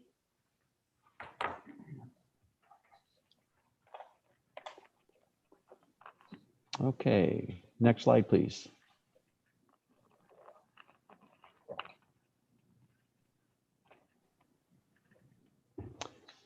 Okay, Mr. Mayor, members of City Council, again, this is a very abbreviated summary of the documents that you have in your council package for this evening. This particular presentation would focus on the three major funds that the city operates under, which is the general fund, the capital improvement sales tax fund, and the road and bridge fund. I think for brevity, we'll just focus really on the general fund because that is the most important fund that the city operates under. And as described here, it's the general operating fund of the city. It's used to account for and report all financial resources not accounted for, reported in the other funds. If we go to the next slide, this is a quick summary of the operating revenues. And as you all are pretty aware at this point, the top three items, general sales tax, utility taxes, and public safety tax, represents almost 90% of our total revenues. In 2021, we are projecting total revenues of $10.4 million. And these are the items that make up that amount of money. On the next slide, you'll see then the major components of our operating expenditures in the general fund, which total $10.7 million. By far, the largest expense is the contract we have with the St. Louis County Police for police services. Then Public Works Administration and Planning and so forth represent the lion's share, but almost 50% of our operating expenditures are in the contract that we have with the St. Louis County Police. And then I'll just end in terms of on the next slide, just showing you that in fact the general fund is a balanced budget. We were operating under the direction that this was to be a balanced budget. And with the assistance of the mayor and the department heads and their staff, we identified the revenues, which was the number that we just saw previously of the $10.4 million. We utilized about $358,000 of OPP public safety funds out of the over $1 million of reserve. The expenditures, as we just saw, totaled $10,700,000, which means then that revenues, as well as the $358,000 of public safety funds out of the reserve, offset by expenditures, comes to zero. So we have a balanced budget. It's always good to have a balanced budget. And at the bottom of this slide, you'll also notice that the general fund has some $16 million. And then when we put aside 25% each and every year as a contingency, and we've been doing this each and every year, as well as $1.1 million in the public safety reserve, we have over $13 million in unreserved general fund balance to be used for the operations of the city, and that is a very, very healthy reserve. There's much more detail in the budget document, so I'll leave it at that because I think this is the most salient information showing that the city is very, very healthy. We do have a balanced budget thanks to the mayor and the department heads for the work that they did in assisting Finance Officer Don Kaiser and myself to pull this together. We're quite pleased with the product that we have here, and I'm available to answer any questions. Thank you. And I would also like to thank the council for their role in getting us to a balanced budget. As we all know, it's not easy usually ever to do that, and it's certainly made more difficult by a situation such as the present when we have decreased revenue. So I know that many of you, maybe all of you, had things that you wanted to do, and you were very patient and considerate with respect to this, and I think that will bode well long-term for the city. So I want to thank the council for your part in supporting the balanced budget. Okay, thank you, Mr. Cross, for that. Any questions for Steve before we go into legislation? All right, seeing none. Moving into legislation, we have one second reading, which is Bill 2568. It's before the council for final passage, and it concerns all wards. Is there a motion for the second reading of the bill? Made by Councilmember McCutcheon, seconded by Councilmember Garetano. All in favor, please say aye. Aye. Aye. Any opposed? Any abstentions? Ms. Eldridge, please read Bill 2568. Bill 2568, an ordinance of the City of Wildwood, Missouri, providing the budget for the City of Wildwood, Missouri for the fiscal year commencing on January 1, 2020 and ending on December 31st, 2020, second reading. Okay, thank you. Any comments or questions on Bill 2568? Seeing none, Ms. Eldridge, please call the roll for final passage of Bill 2568. Councilmember Garetano, Yes. Councilmember Flasher, Yes. Councilmember Bertolino, Yes. Councilmember Dodwell, Yes. Councilmember Nyan, Yes. Councilmember Bartoni, Yes. Councilmember Bros, Yes. Councilmember Clark, Yes. Councilmember Edens, Yes, and thanks for the hard work. Councilmember Remy, Yes.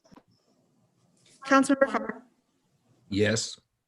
Councilmember Golan, Yes. Councilmember McCune, Yes. Councilmember Ramos, Yes. Councilmember McCutcheon, Yes. I'm sorry, Councilmember Remy, did you say yes or pass?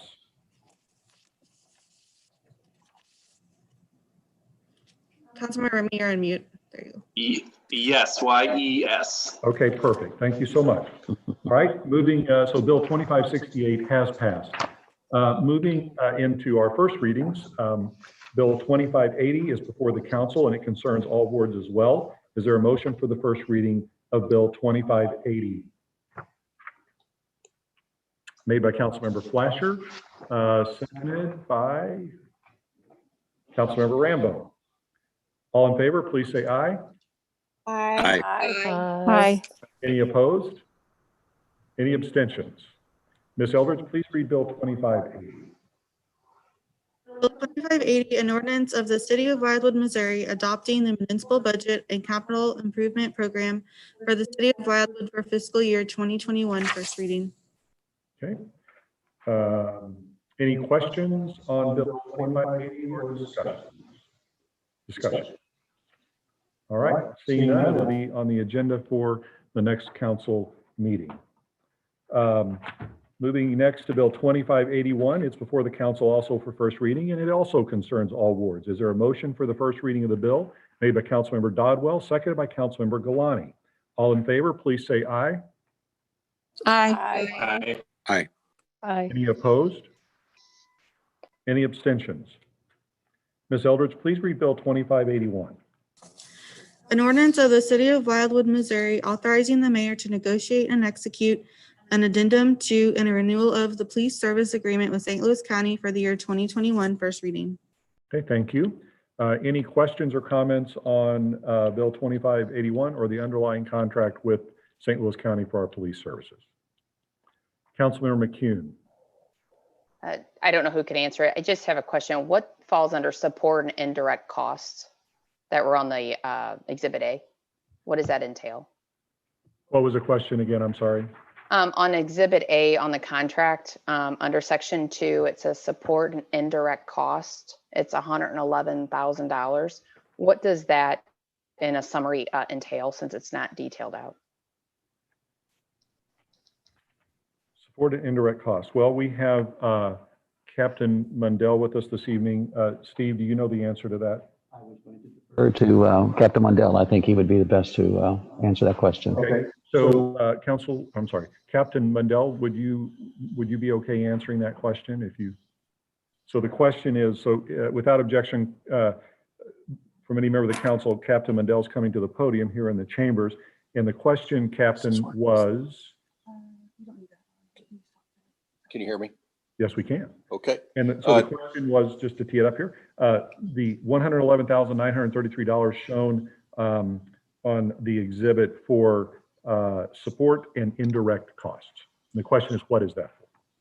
In general, it's our support services. So it's our detective bureaus that are afforded to us, crime scene unit, dispatch services, record room services, crime lab, all those kind of support functions that the police department has at our disposal to support what we do here in the city. I can have a better list for you at the next meeting if you desire that. I would like just the detailed list. You can just email it to me and we can maybe just include it. That would be helpful. It was just some questions that were directed to me asking what that entailed. So I think you described it well, but if you could, I would appreciate that. So thank you. Okay. Okay, so without objection, we'll ask the city administrator to email a listing more specifically to the council. Thank you, Captain Mundell. Okay. Appreciate it. Any further questions on Bill 2581? All right, seeing none, it'll also be on the council's agenda for the next meeting. Moving to Bill 2582, it's for the council for first reading, and it also concerns all wards. Is there a motion for the first reading of the bill made by Councilmember Galani? Seconded by Councilmember Brost. All in favor, please say aye. Aye. Aye. Aye. Any opposed? Any abstentions? Ms. Eldridge, please read Bill 2582. Bill 2582, an ordinance of the City of Wildwood, Missouri, authorizing the mayor to negotiate and execute certain public roads, rights-of-way, and parks maintenance agreements on behalf of the City of Wildwood with certain contractors for public roads, rights-of-way, and parks maintenance within the city. First reading. Thank you. Rick Brown, do you have anything further to add to the information that the council's been provided relative to Bill 2582? Mayor Boland, I do not, but the department is available for any questions or comments. All right, thank you. Does anyone have any questions for Rick or any comments relative to the bill? Okay, seeing none, it will also be on the agenda for the next council meeting. Finally, for first readings, moving to Bill 2583, it also concerns all wards. Is there a motion for the first reading of Bill 2583, made by Councilmember Clark, seconded by Councilmember Remy? All in favor, please say aye. Aye. Aye. Any opposed? Any abstentions? Ms. Eldridge, please read Bill 2583. Bill 2583, an ordinance of the City of Wildwood, Missouri, authorizing the mayor to execute a third amendment to an existing contract with Dr. David Hammer for the provision of ongoing professional services in support of the Watershed Erosion Task Force's efforts to address problem areas within this community's 9 watersheds. Thank you. And I just want to mention for the council's information, I did have a conversation with Dr. Hammer this morning, and it was a very productive and good conversation about our paths forward and moving forward and keeping Councilman Remy in the loop with that. And so I just appreciate his efforts on behalf of the city, and I appreciated his time today relative to answering my questions. So does any member of the council have any questions or comments relative to Bill 2583? I just have maybe a clarification question, Mayor. Councilmember Garetano. Yeah, I was maybe the city attorney can explain that. The insurance section of the contract, I was looking at that. Could you just explain what that professional liability insurance means? Is that what we typically request when we hire engineers and stuff? City Attorney Young. Yes, there are different types of liability insurance. You have general liability insurance, you got automobile liability insurance, and for anyone who provides professional services, they will have specific professional liability insurance. Okay, so that's what takes care, I guess, if he makes any kind of recommendation or something like that, that perhaps, I guess over time or something like that comes back. I was just curious what that meant. Correct. If he makes an error in he makes a professional error, so provides guidance engineering wise or something of that nature that the city follows through on and relies upon that guidance and causes damage, and someone should sue the city, then he has insurance coverage and indemnifies the city for that damage. Got it. Okay. Thank you for the clarification on that. So just to add, it's similar to, if not a mirror image of what doctors and attorneys also have to have. It's malpractice insurance is essentially the common street name for it. The more industry specific term is professional liability. So, right. Well, it looks like it's good that we have that coverage, given that the creeks and streams can impact private property. Absolutely. Mr. Vinich, Joe. Thank you, Mr. Mayor. I do want to note that we are not, and I say not, asking Dr. Hammer to provide engineering services. That's the resolution that follows.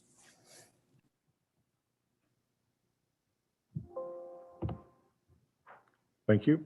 Thank you for that clarification. I just want to say, relative to Councilor Garetano's question and the city attorney's answer, notwithstanding that he isn't providing engineering services, I do think it's a good idea to have that requirement nevertheless in his contract, because he is obviously providing a consulting service. So actually, to your point of information, Joe, if hypothetically there was an error made that was malpractice, and both Dr. Hammer as our consultant and the engineering firm, if they're approved, were involved, then we would actually have 2 malpractice policies at the disposal of the city to pursue on that basis. Correct, City Attorney Young? Yes, Mayor, that would be correct. Okay, thank you. All right, any further questions or comments relative to the bill? All right, seeing none, we have one resolution, Resolution 2020-24 is before the council, and it also concerns all wards. Is there a motion to adopt Resolution 2020-24? Made by Councilmember Farmer, seconded by Councilmember Remy. Ms. Eldridge, please read the resolution.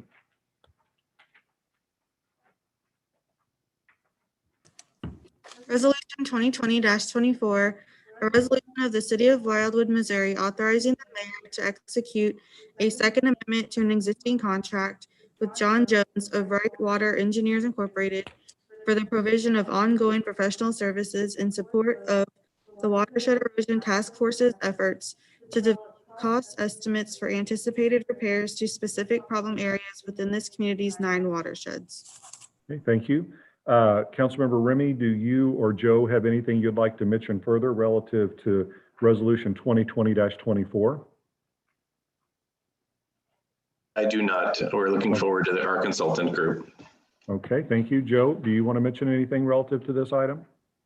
No, sir, but thank you for asking. All right, Councilmember McCutcheon. Yeah, I'd just like a clarification. A couple of meetings ago, the Watershed Task Force approved the city administrator spending $10,000. So I'd like to know, is that $10,000 inclusive in this 23,000? Yes, or in ma'am. addition to? It's inclusive, so it's $10,000 plus an additional $13,000 for further services. Thank you for the clarification. Yes, ma'am. Councilmember Clark. Just if I could get a little more clarification on that. In the resolution, the seventh whereas speaks of $22,000 and the direct budgetary impact is listed as 23,000. The typist, Joe Vunich, made an error on the whereas. So without objection, we will correct the recital editorially.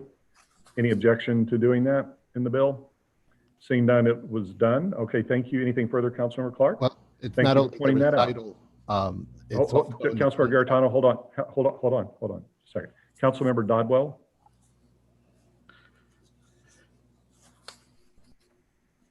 Sorry, a little finger problem there for relay. Would it be possible for us to get a summary, just like one line item on the major tasks that have already been completed by these individuals and what we've paid them for? If that is somewhere, just point me in the right direction. And then as we go forward, can we have just kind of a running total of how much is being spent on what tasks? Because I've got some citizens asking me, you know, what are we paying these guys to do? And I just like to have some backup on things that I am telling them. So that would be a yes or no. Councilmember Remy, Steve Cross, I'm assuming that's a yes. Can we get that?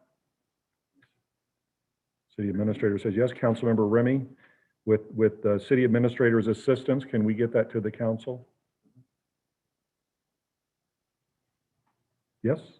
Oh, yes, from me, yes. And I was going to recommend, if it's okay, then to Councilmember Dodwell's point, and to the rest of the council, perhaps at maybe the first or second meeting in 2021 in January, if it's allowed, I'd love to be able to see if we can give a presentation briefly in the work session about the current task force and metrics and things that we've accomplished so far, and perhaps stream a little bit of the information about what's going to happen in the upcoming year, if that's acceptable to council. So I think that's a great idea. I don't know, Councilor Remy, if we can do that, given that we're in the middle of strategic planning on that particular date.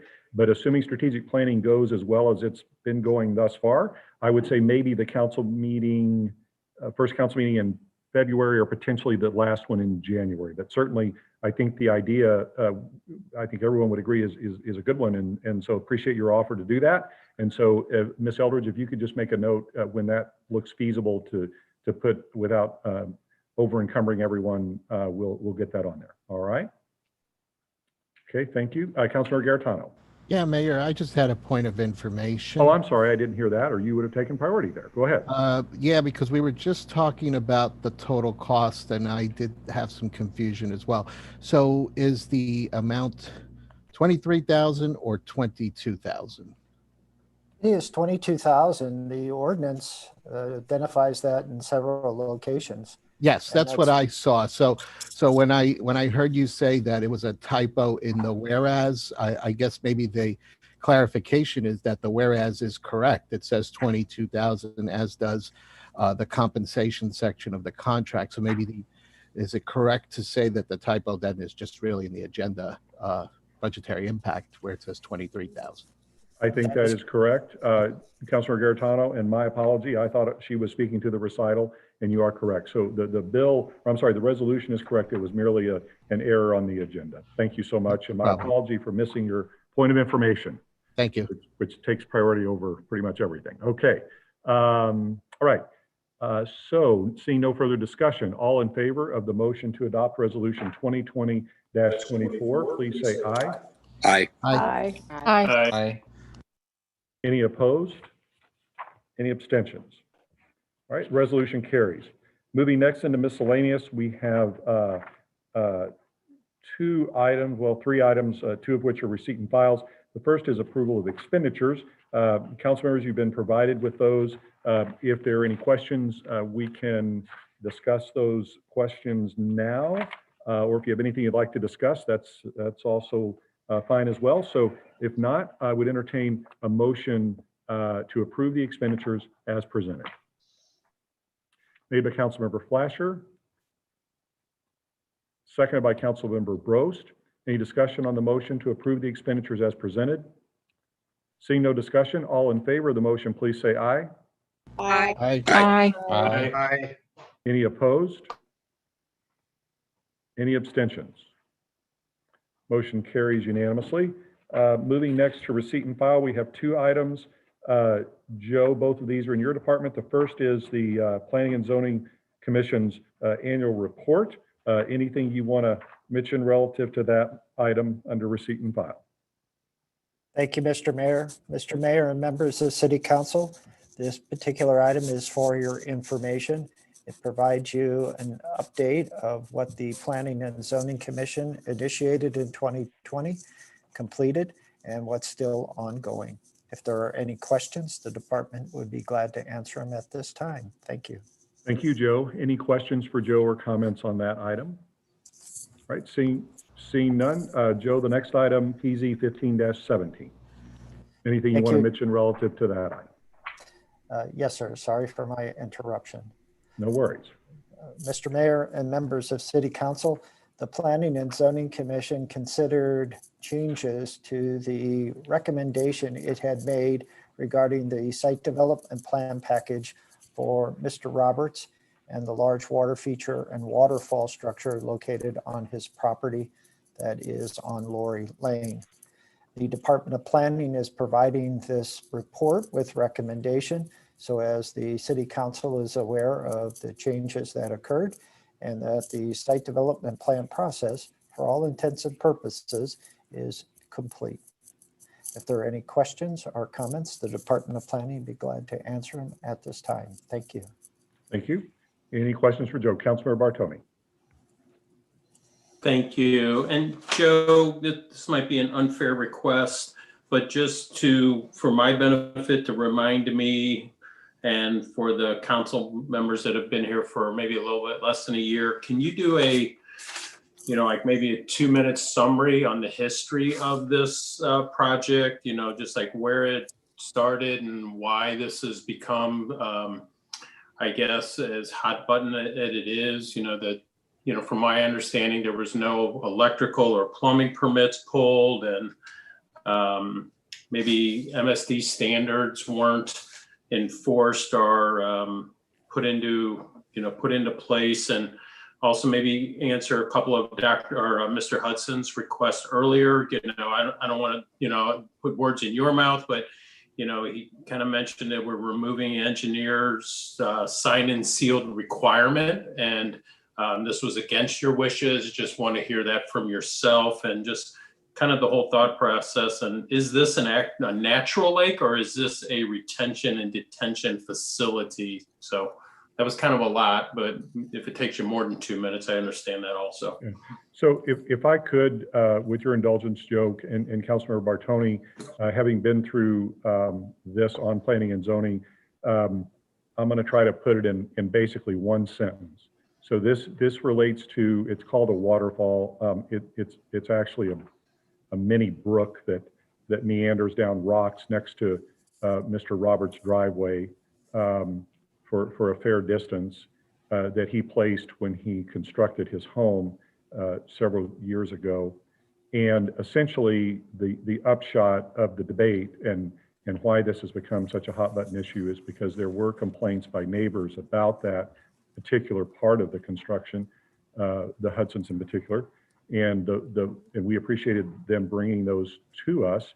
And the Planning and Zoning Commission has exhaustively, and I'm going to triple underline and boldface that word, looked at this from pretty much every angle. And I think what you're seeing is that the Planning and Zoning Commission has reached a point, and I believe this passed unanimously, that given all of the other requirements and everything that's in place that have been done, it's satisfied that this doesn't present a safety issue. So I said 2 sentences. I'm actually going to make it about 4. And so here's my last one. At the end of the day, what this debate relates to, and I said this at the Planning and Zoning Commission this last Monday, is debate about engineering and safety checks here and there, and some would argue everywhere, about claims that there were contaminants in the water that could become aerosolized and transfer via the air to neighbors. That has never been proven, despite the city spending its own money on its own consultants, as well as those from the landowner.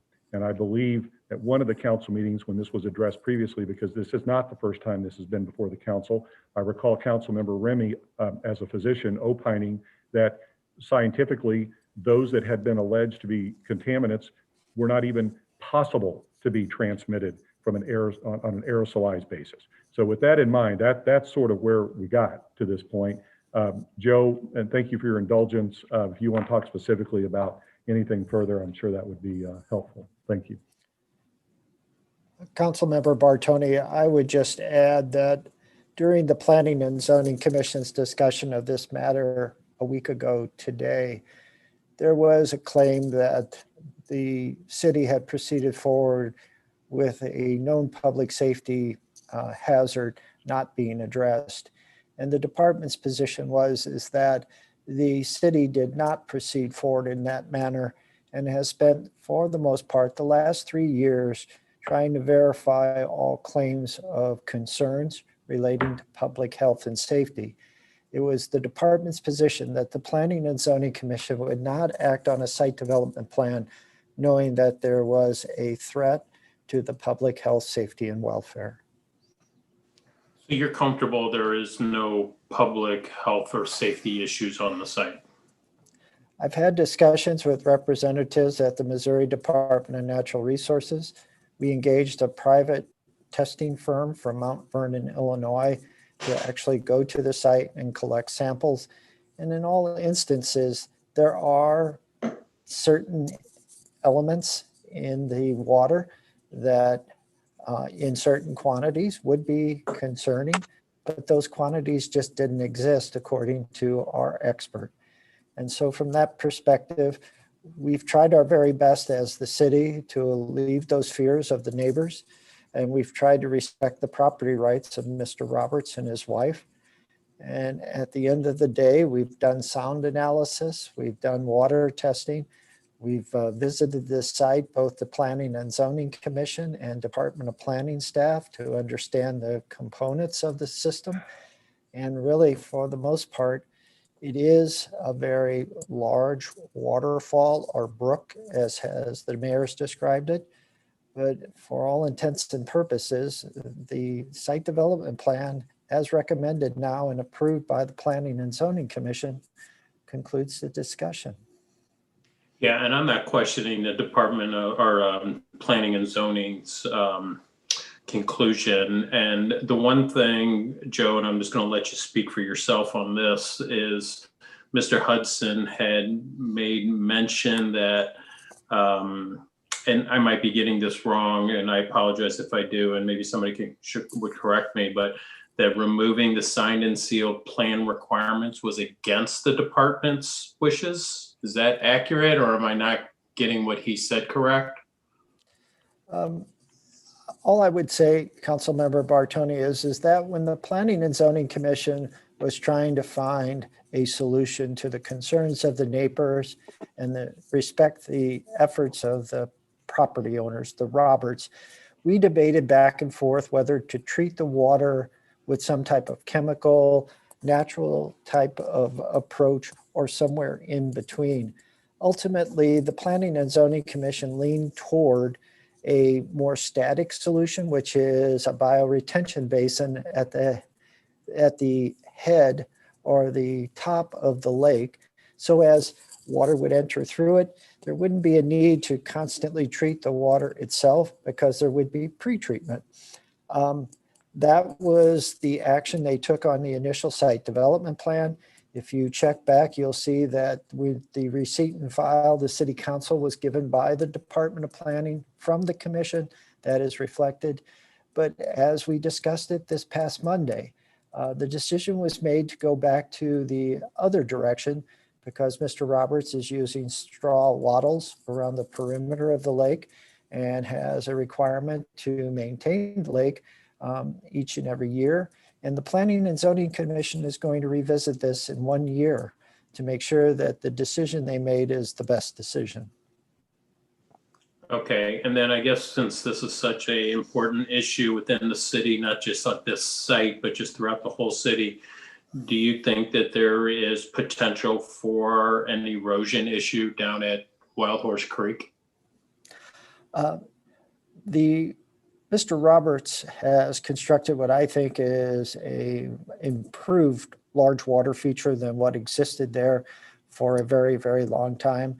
The inspection that was done by the Department of Planning, again, not an engineering inspection, but the dam was reconstructed under the guidance of SCI, a geotechnology firm here in the St. Louis region. It's maintained well, as all the property Mr. Roberts has under his ownership. And so I don't have concerns about erosion downstream. Actually, if the lake wasn't there, I'd be more concerned. Okay, thank you, Joe. You're welcome, sir. Thank you. Councilmember Bartoni, any other questions for Joe or comments relative to the item? Councilor McCune. Maybe Mr. Rambo was first. Councilmember Rambo, were you first, or am I clear to go? I just want to be respectful. So beats me, but I'm a Councilor gentleman, so McCune, go ahead. I'm calling on you. I've got everybody keeping track here, so go ahead, Okay. Councilor McCune. Okay, so I apologize if I'm looking away. I'm just kind of tailing what Councilmember Bartoni said. So Joe, I just have a couple more questions. So I understand that Mr. Roberts, I watched briefly the P&Z meeting, and the blip that I did get to watch, I don't think it was unanimously. I think that the commissioner had some concerns with Mr. Roberts maybe presenting some information back to P&Z or to Planning and Zoning. She did discuss that she had some reservations, and it was Commissioner Depler had some concerns that I think that maybe Mayor Boland can hit on briefly after I finish my discussion. So I'd like to understand what her concerns were relating to this matter. But I guess my question to you is that I heard from some residents that based on what's been going on, I guess the county went there with the enlargement. He didn't receive the proper permits, and that it kind of relies back on Wildwood, but he doesn't allow anybody onto the property. Can you kind of explain what that is? I've gotten pieces of it and I don't understand it. So that's why I'm kind of hesitating asking, because I don't fully understand. And how does Wildwood play into that if the county can't inspect and provide the right permits? Well, first and foremost, there's always been a water feature on this particular property. If you search old aerial photography, you'll see it. The property, until Mr. and Mrs. Roberts purchased it, did not have a dwelling or any type of housing located upon it, which meant the lake wasn't receiving ongoing maintenance. So eventually it started to silt in and decrease in size. When Mr. and Mrs. Roberts purchased the property, their intent was to restore the lake, and they submitted a drawing that showed it to be enlarged. That drawing is what prompted the conditional use permit for a large water feature, which they've worked with the city through, as I mentioned, the past 3 years. It's my understanding that a county inspector did try to visit the property to do an electrical inspection of the pumping mechanism that is in association with the waterfall. Mr. Roberts denied him access because he wasn't sure why he was there. It was not an inspection that Mr. Roberts requested, nor was it one that the Department of Planning or the City of Wildwood asked to be completed. The department is responsible to ensure that all projects requiring permits do get permits, and it's the intent of the department to work with Mr. Roberts to make sure that the pumps that feed the water from the lake to the waterfall structure are permitted. And if he has the permits, great, then the matter is closed. If he does not, then we do a lot of permits after the fact. It's just the nature of, I guess, human beings.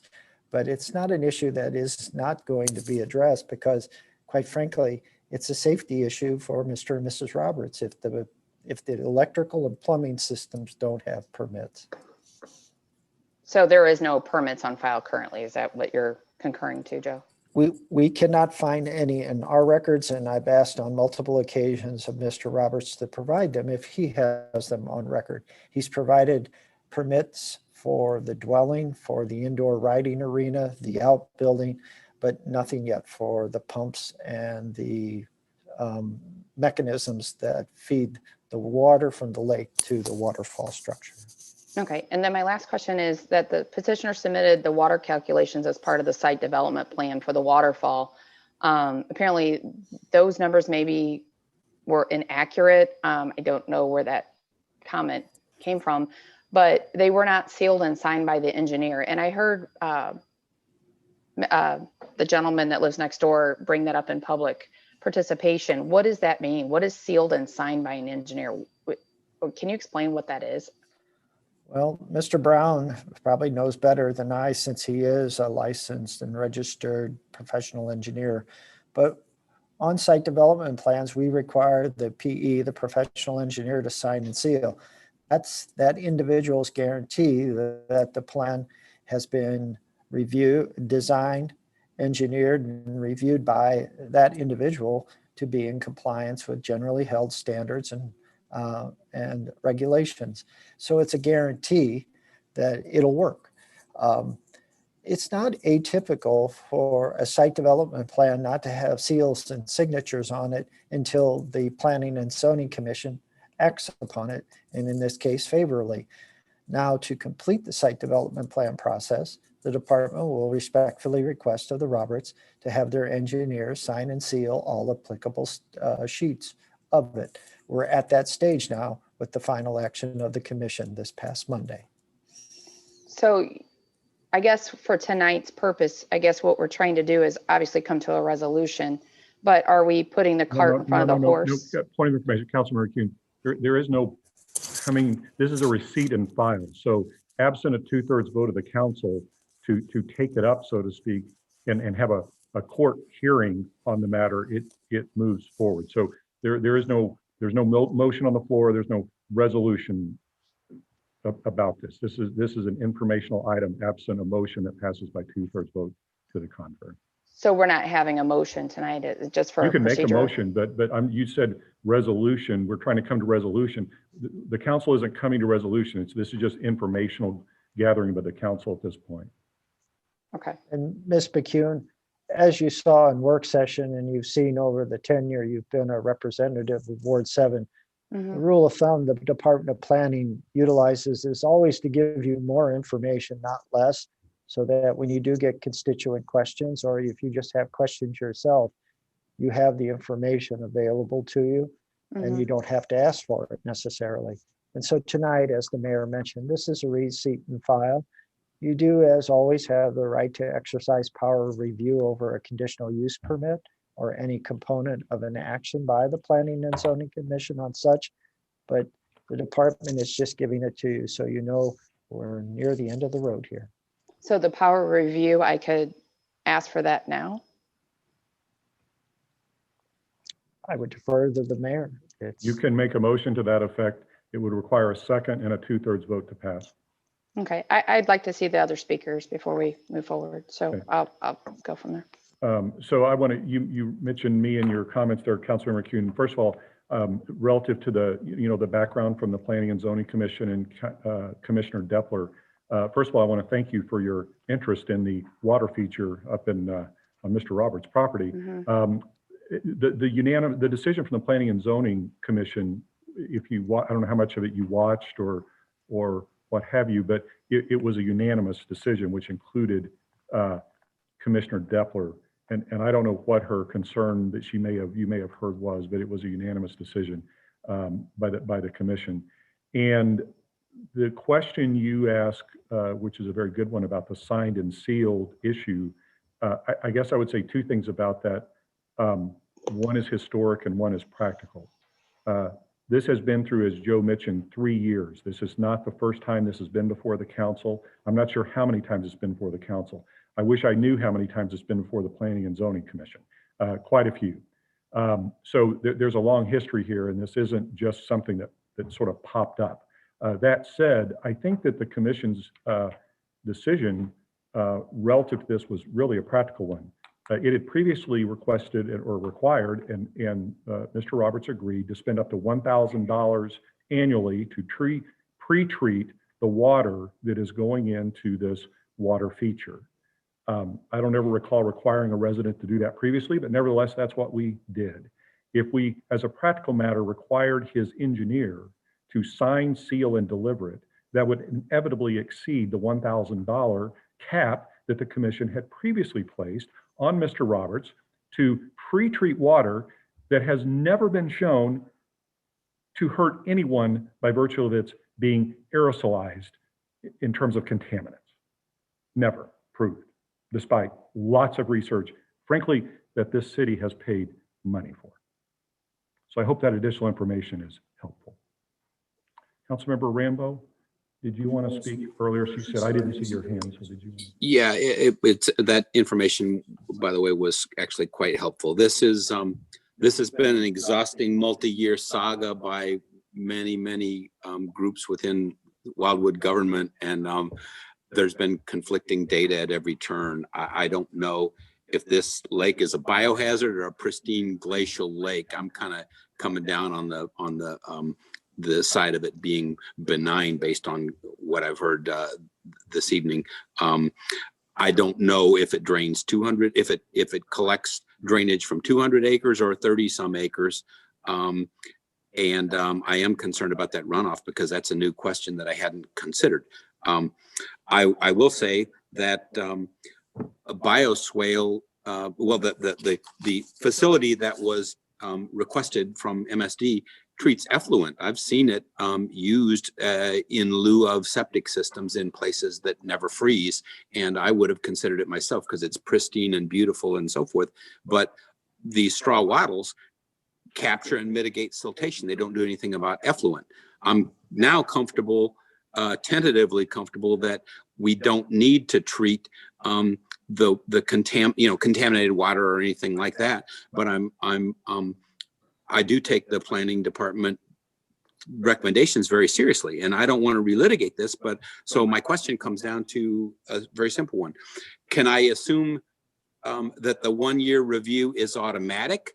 And do we have recourse after that 1-year period? And will this be an ongoing thing? Because sometimes problems with contaminants and so forth take a while to occur. I just want to make sure that we're not, causing ourselves a problem down the road. And this question would include, if it's even reasonable to do so, the question of the erosion, because that's, like I said, that's a new one for me. It is reviewable automatically as part of the motion that was passed unanimously by the Planning and Zoning Commission within 1 year. Okay, but that automatically happens, Yep. and it's on somebody's schedule somewhere or something like that. Okay, I do want to mention then that the noise was also mentioned, and I gather that sound obviously isn't under consideration in this particular document, but it will be, the installation will be bound by any new, more restrictive sound legislation that comes down the pike, as I understand it. And so so there's hope that it will be reduced. The maximum volume can be reduced from the 50 some that it is today down to the fish farm standard in the future. Is that also an accurate assumption? I would have to defer to the city attorney or Joe on that one. I mean, what I do know is, as Joe mentioned, this thing has gone through the mill from about every angle, including sound. There was a sound study, as Joe mentioned, that was done, and it didn't show any violation. Relative to whether we can retroactively, require someone who has already installed something like this to comply with new rules, I'd have to defer to the city attorney. John Young, do you have an answer on that one? Yeah, generally speaking, any ordinance such as a noise ordinance that is imposed is applicable going forward. And the noise is not necessarily related to the approval of the development. So if the city passes a noise ordinance that establishes new standards, everyone in the city has to comply with that going forward, irrespective of whether or not they got their permits prior to its enactment. So the answer. Thank you. That should be reassuring to some extent to the neighbors. So that's all I wanted. Thank you very much. Thank you, Joe Benich. Very quickly, I just want to reemphasize what the mayor just stated. The actual requirement for the 1-year review is a condition in the permit, the governing permit. So it's a guarantee. And thereafter, there are reviews every 3 years. Okay, thank you. Any further questions or comments? All right, seeing none, before we get to adjournment, I just want to, Councilmember Clark, I'm sorry. Yes, I just wanted to make a point of that this has been going on for a long time. The water feature, I've looked at all of the data that has been presented regarding the biological aspect, and I have found nothing that indicates there's a problem in the water. Although some things that are in the water could be aerosolized, not enough and at that quantity to move very far. You'd have to pretty much be swimming in it or drinking it, be that close to it.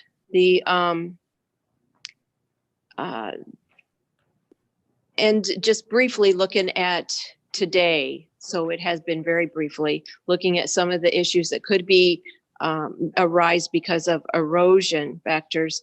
I did some calculations and just observations of the drawings and all, and looking at the topography, the erosive and erodibility properties, as well as considering Wildwood's detachability and transportability of the terrain that we have, the typical terrain. The erosion would have been worse without this feature than it is with it. And that is also very briefly considered. So my question to Joe is this requirement that is spelled out in some of the paperwork, it says it's an MSD requirement. Are you confident, and is MSD acceptable of us putting that aside and going forward with the 1-year review? Well, Councilmember Clark, first and foremost, this particular property lies outside the jurisdiction of the Metropolitan St. Louis Sewer District. But like the city of Wildwood does almost entirely west of Route 109, we still employ those standards because, again, we recognize erosion doesn't necessarily take a break just because there's 3-acre lots. And so in this particular instance, the collective wisdom of the Planning and Zoning Commission felt that this was the appropriate approach to move forward with. And again, this is a single family dwelling on approximately 120 acres with a limited amount of impervious surface. There would be no detention retention requirement on this property. So again, as I mentioned, the lake actually, I think, is a positive relative to mitigating erosion downstream. And as you just mentioned, without it, I'd be more worried than not. Thank you. Okay. Thank you. Anything further? No. Okay, thank you, Councilmember Clark. Anything? Councilmember Remy.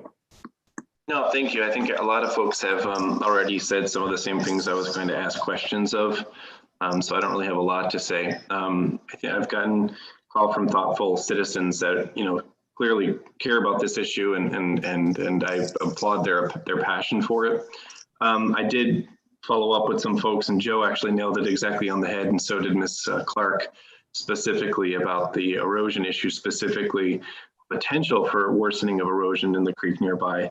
But the folks that I had talked to actually gave me the same exact opinion that was just displayed, which was that actually the development of this lake, if you will, or pond or retention pond actually improves the erosion. And to me, that was actually reassuring, because I don't want to discount the concern about is there any role for any further evaluation by the erosion task force, et cetera. The erosion task force, I don't want to diffuse focus specifically right now from the work that we're currently doing, but if there certainly was a need, I would be certainly in support of it. But I'm just having a little bit difficult time right now finding that need based off of speaking with a number of experts that are in this space, including hydrologists and engineers, et cetera.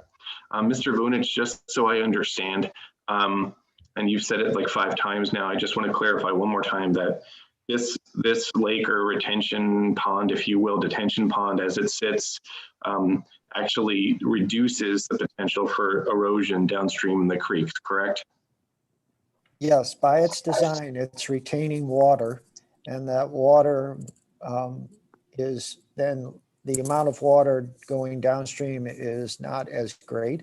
And in those, let's say, major storm events, there may be a portion of the runoff that goes into the outfall structure and bypasses the lake, but it's still less than what would normally be what would normally be expected. Okay, and so given that information and what I've heard thus far, any alterations specifically in that structure to even minimize it, or even let's just say that it never was built, certainly would potentially lead towards worsening erosion. And so in fact, it's actually helping our situation and mitigating. Perfect, okay. And then my last question is, I'm just unfamiliar with if in the absence of a location that includes MSD overseeing because of where this location is, I'm unfamiliar with any other private properties where we've come on and actually evaluated these sort of retention ditches or ponds or lakes specifically to say that alterations in that structure for one reason or another could in fact alter erosion. Is that something that the city in the last 25 years has commonly done? Yes, any large lot, single family subdivision in the NU non-urban resident district, we still require stormwater management, and we employ as the minimum standards whatever the Metropolitan St. Louis Sewer District has in place. The idea is that channel protection, flood mitigation, and water quality are as important west of Route 109 as they are east of State Route 109.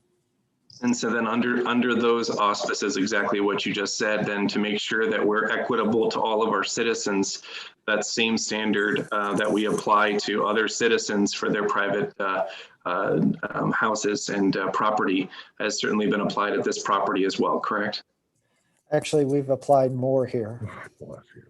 Okay, well then, given that in circumstances, then I actually think that based off of that, I don't know that there's any advantage since we've already talked to experts specifically about this problem and everybody's weighed in with what appears to be a more favorable outcome in at least for the purposes of erosion.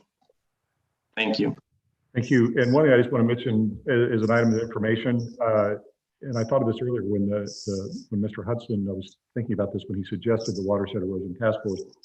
And I'd have to look more particularly at things relating to the creation of the task force, but not in any way minimizing the importance of that task force or the erosion issues we're addressing. But I think that there could very well be a jurisdictional issue with trying to move something of this nature into the task force. I have something that tells me that the jurisdiction of that task force would not extend near to this point, but in any event. Okay. So Mr. anything Mayor, further? I believe you are correct. Under the zoning ordinance, if the council were to exercise power review, it goes to committee. Yep, thank you. Okay, good discussion. Thanks for the questions. Does anyone have anything else before I mention my last item under miscellaneous? All right, seeing none, I just want to wish everyone a very happy Thanksgiving. Thanks to all of our residents for being part of Wildwood, and thanks to each of you on the council for doing service for our city. And with that, we would entertain a motion to adjourn, and then we need to go back briefly into the work session. So would someone please make a motion to adjourn, made by Councilmember Bartoni, seconded by Councilmember Garitano, non-debatable. All in favor of the motion to adjourn the main meeting of the council, please say aye. Aye. Any opposed? Any abstentions? Okay, so we're now back into the work session, and where we left it was the identification of, as I mentioned just before closing the work session, we have 8 items, which I think, unless the council disagrees, would be manageable. I'm going to, we put those in the list on Zoom for everyone to see, but I'm going to run through them one more time because what you're going to be asked to do is to prioritize these. Hopefully that'll be easier than getting them on the books to begin with. The first is enhancing green space, enhance green space. Second, rural internet. Third, erosion management. 4, Lake Chesterfield. 5, economic development, which includes a wine event and potentially a film festival, among other things. Next is financial resource development, which includes promotion of the Wayfair legislation in the state of Missouri to capture internet sales tax.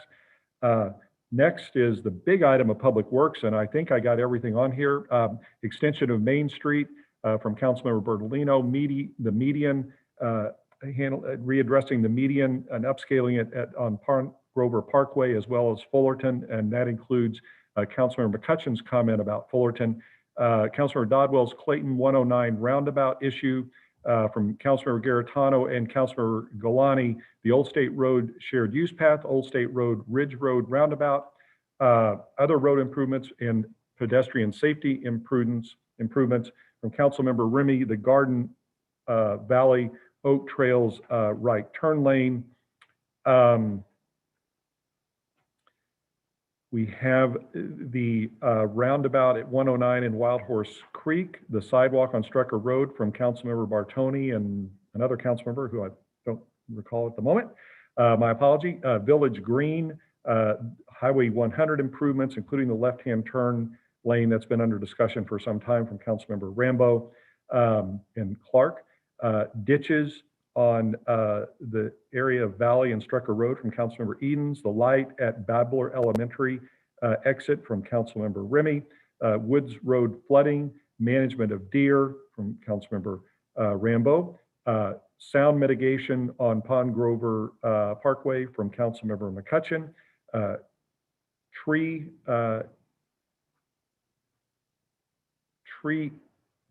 revisiting the tree ordinance from Councilmember Rambo, as well as the Copper Lakes. Oh, I'm sorry, Copper Lakes goes elsewhere. So those are the items that I listed based on all of the comments. Councilmember McCutcheon, did I miss anything? It's sound mitigation on Highway 100 and 109. I'm sorry, thank you. And then the trail for next to Green Pines. Okay, my apologies. So sound mitigation on those roads versus Pond Grover Parkway. Councilmember Dodwell. Joe and I also added in the left turn at Westglen Farms and Taylor Road. Yes, and I wrote that somewhere, but my list is fairly it's probably at this point. So we will add that. Okay, anything further under Public Works? That should get it. Councilmember Edens. Yes, we talked about the ditches and culverts on Valley and Strecker with water running over the road, and then I mentioned those. I think I mentioned the ice. And then I have a procedural question. Can I go ahead and ask it now, or would you? Sure, go ahead. Okay, so I just want to make sure I'm not driving the struggle bus here, and I understand how we're going to be ranking this. So we are ranking within these public work suggestions, correct? Like The Nope, public work, nope, no, not- we're comparing admin goals to public work goals, even though they may be. That's going to be at phase 2 when we start applying the money and everything else. Tonight, it's just prioritizing the 8 broad goals, not any of the specifics that go under them. That's going to come next. Okay, so my next question is, so I can start thinking about the specifics. Is anything not mentioned and therefore not enumerated excluded? Nope. Okay, so if it's previously been on the list or adopted by the committee, it's still included and we're essentially just adding to it? So I've just listed things that have been mentioned this evening in terms of the specifics under each of these 8 broad strategic plan items. When we get to the next 2 phases, where the council will start looking at prioritizing those items within each of the 8 goals and applying the funds, that's when you can add things, subtract things, rearrange them, what have you. Tonight is just getting the 8 on the table to give us a path forward and prioritizing those 8 only, those 8. I'm clearly driving the struggle bus. So just to be clear, tonight I'm voting on, for example, whether I think administrative should jump in front of green space. That's it. You got it. Okay, thank Yep. you. Sorry. You got it. You got it. And with that, okay, so before I go to the last item, administrative, to mention the things I have recorded under that, anything further under Public Works, and even if I missed something, we can add it. Councilmember Rambo? Yeah, just real quickly, revising chapter 410 of the municipal code, that's a whole I've got lot of that, stuff. and that's the tree Yeah, ordinance. no, I understand that, but what I'm asking is, other folks made tree complaints. We talked about a potential arborist, need for an arborist. We have the emerald ash borer, the replanting, removal of dead ash trees, et cetera, et cetera. Is that all public works, or there is some of that admin? Are we going to split it somehow, or is it just going to go under, because you just said trees revisiting, revisiting the So tree for ordinance. tonight's discussion, which is just to get at the 8. Okay. I've listed it provisionally under Public Works. Okay. That can change. It could be moved at the next meeting or the one after when we start applying the specifics and prioritizing things. And I think this is fluid at the moment, so that can change. It could end up being in one of the other categories if the council, like administrative, if the council approves these 8. It could be in one of each. A little bit, ash borer may end up in Public Works. The tree ordinance review, chapter 410, may be in administrative, even though they both go with the trees. That has yet to be determined by the council. That is the next peel of the onion that is beyond tonight. So I would have a little trouble prioritizing until I know for sure, but at this point, I'll just shut up and color because it'll all come out. Well, do you have a preference as to where you'd like those places? Well, it a new position, an arborist position, that's admin. The review of the municipal code, I defer to your best judgment on that, but that could be admin. So The we'll emerald put- ash borer stuff and the other tree complaints, that could be public works. So Okay, so without objection, we'll put the, and please make sure we're getting this recorded, city administrator Steve Cross. We're going to put, without objection from any member of the council, we'll put the ash tree remediation and handling under Public Works. We'll put the tree ordinance review and the potential for an arborist under administrative. That's great. Okay, and that can change, but that's what we'll put tonight. Any objection to that? Okay, also on the last item under administrative, I have the emergency operations plan from Councilmember Clark, as well as the project dashboard that we've been discussing, getting that implemented. The 5-year administrative plan that was requested by Councilmember Edens, that clearly falls under, I think, administrative. Improving state official relationships with our state officials. That was also suggested by Councilmember Edens. West County initiatives, West County wide issues such as opioid and so forth, as requested by Councilmember Remy. And working with nonprofits in the area, also as requested by Councilmember Remy. I placed those under administrative for the time being. So any objection to the classification of the 8 and where we have tentatively pigeonholed the specific requests from each member of the council? Okay, so seeing none, we now go to the last part of this, which is your prioritizing of the 8. And so what I'm going to ask, and we're going to start the roll call, who we're going to start with so we don't surprise anyone. City Clerk Eldridge. No, that's just tell, who are we going to call on? Who are you going to call on first? So we're going to call on Councilmember Flasher first. So what I'm going to do is I'm going to run through these 8 one more time. And what I'm going to ask you to do is prioritize these 8, 1 through 8. And then when we get done with that, our city administrator is going to tell us which one of the which one of the 8 has the fewest votes. And that's going to be item number 1. The next fewest votes, because you're prioritizing 1 being the most important, to 8 will be number 2, and then we'll get to 8. Everyone good with that? Okay. Councilmember Dodwell, yes? Question? We can't hear you, I'm sorry. I'm sorry. That's okay. You just indicated that whoever had the fewest number of votes would be the number 1 priority. That doesn't make sense to me. Well, it's because you're ranking them 1 through 8. So if I believe I have this worked out correctly, if you're ranking at number 1, it gets 1 vote. If Councilor Clark ranks at number 1, it gets 1 vote. And so that would be, do I have it reversed? You've got it Well, I have someone saying I'm right and someone saying I'm reversed. I'm going to turn to the numbers guy. So City Administrator Cross, how would you recommend we get the priority? My way, or do you have a different?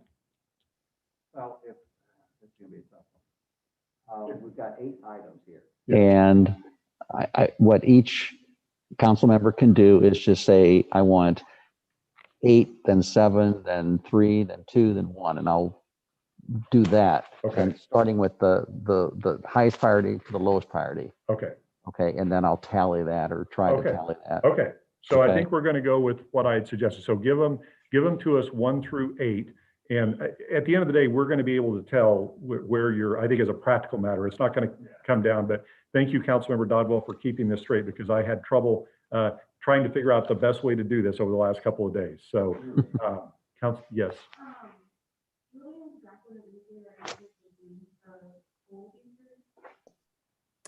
I don't want to complicate this right now. We're just going to Okay. stay, we're going to stay with it. Please. We're going to keep it simple. Okay. Councilmember Flasher, please give us your 1 through 8.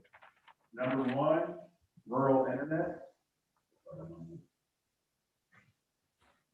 Yeah. Number 2, the erosion issue. Number 3, the financial development. Number 4, admin. So we have someone to do this stuff. Number 5, economic development. Number 6 would be the public works, specifically the safety issue ones. Number 7, even though it would be the most appealing for my ward, I'd say Lake Chesterfield right there. And then number 8 would be the enhanced green space for me. Next. Councilmember Bertolino.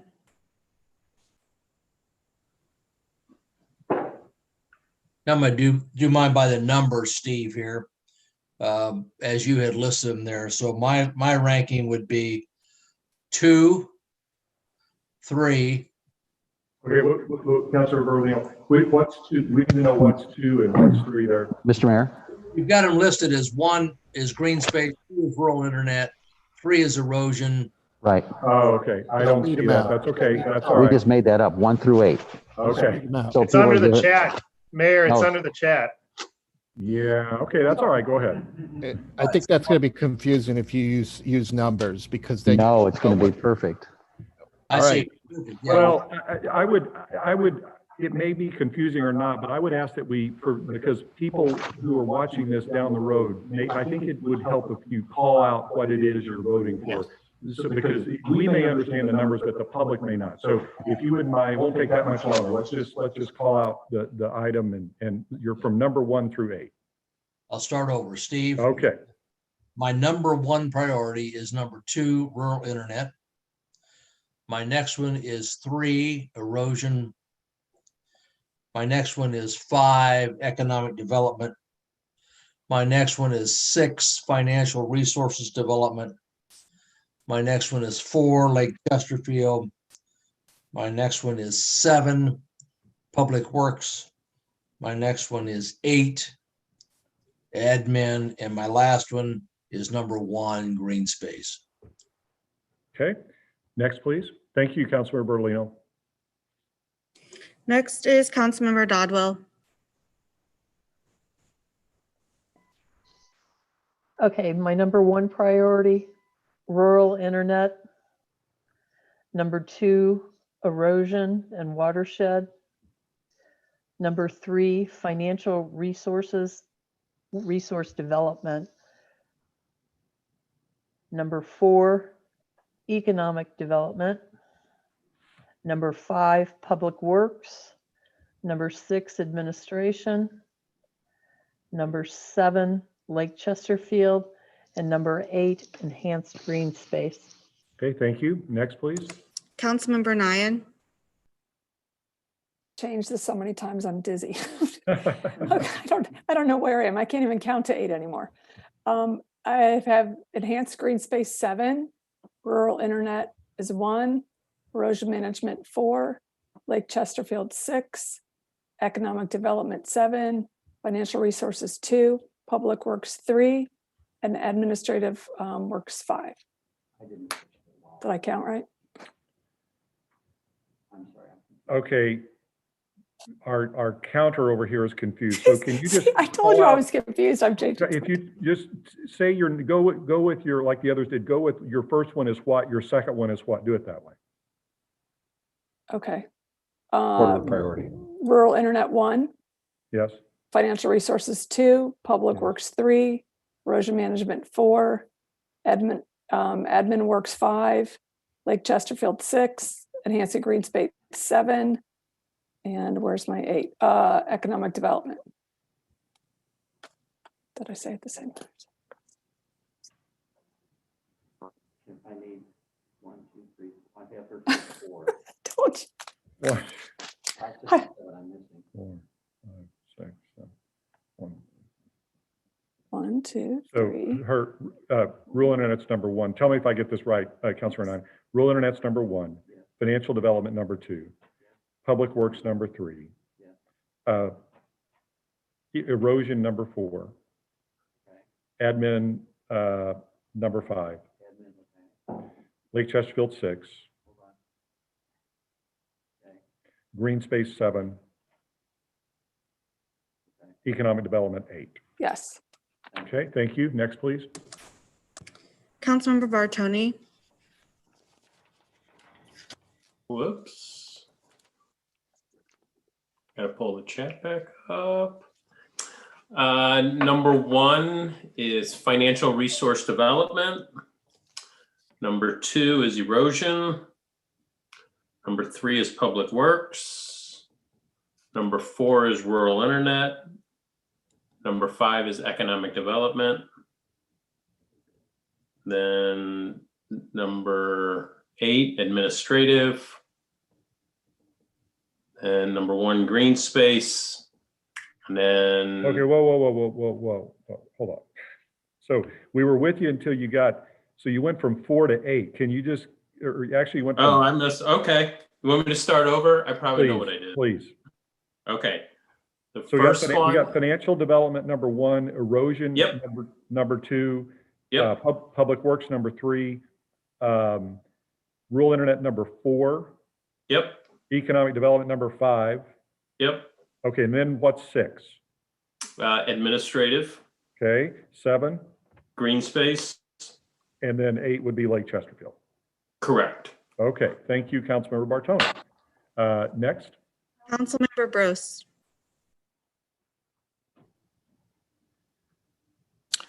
I've got internet is number 1, erosion is number 2, public works is number 3, financial resources is 4, Lake Chesterfield is 5, the economic development is 6, administration 7, green space 8. Okay, next, thank you. Councilmember Bros, next, please. Councilmember Clark.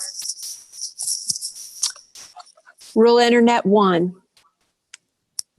erosion 2, public works 3, economic development 4, administrative 5, Financial Resource 6, Lake Chesterfield 7, Green Space 8.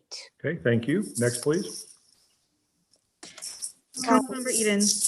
Yes, and I just wanted to add an asterisk because of my reasoning, not to, I know, I'm so sorry, Mayor Bolin. Because I would agree with the priorities. I mean, most people have rural internet erosion. My logic is that there's simultaneous things and it's hard for me to exclude because I have to have a way to pay for it and I have to have an administration to do it. So it's not that I'm disagreeing. I just wish I could vote for two things at once. There's no right or wrong, Councilmember. Okay. These are all important and we're going to get them all done. So go ahead. All right. So highest priority for me is administration. That's number 8 on the list. 6 is financial resource development, followed by public works, followed by number 5, economic development, followed by number 3, erosion, followed by number 2, rural internet, followed by green space listed as number 1, and followed by 4, Lake Chesterfield. So I use the numbers beside of it, but listed it in highest to lowest. I thought that's what I was supposed to do. As much as you tried to confuse me, you did not. We got them all down. Thank you. Okay, next, please. Councilmember Remy. All right, so I second that there's no right or wrong, but what I'm going to tell you right now is right. So, I will say number 1 is I will say that number 1 is financial resource development because we actually need to pay for this stuff. Number 2 is erosion. Number 3 is rural internet. Number 4 is economic. The next one is economic development. After that, I have administrative. Then I have public works, followed by green space, and then Lake Chesterfield. Okay, thank you. Next, please. Councilmember Farmer. Yeah, let me pull up my list. I've got financial resources, rural internet, erosion, public works, administration, economic development, green space, and Lake Chesterfield, which I kind of feel like could maybe be rolled into erosion, but everybody already voted, so we'll just go with it on its own. In a big way, it could. Yes, that's theoretically true. So, okay, next, please. Councilmember Galani. Okay, let's see if I can do this. All right, my number 1 is number 7, public works. That's top priority. 2nd would be rural internet. 3rd is financial resources. Next is erosion. Next is economic development. And then administrative, followed by Lake Chesterfield and green space last. Okay, thank you. Next, please. Councilmember McKeon. Okay, so number 1 is financial. Number 2 is internet. Number 3 is erosion. Number 4 is Lake Chesterfield. Number 5 is public works. Admin is number 6. Economic development is 7, and green space number 8. Okay, thank you. Next, please. Councilmember Rainbow. Okay. Internet, number 1. Financial resource development, number 2. Erosion, number 3. Public works, number 4. Admin, 5. Economic development is number 6. Enhanced green space is number 7, and Lake Chesterfield is number 8. Thank you. Next, please. Councilmember McCutcheon.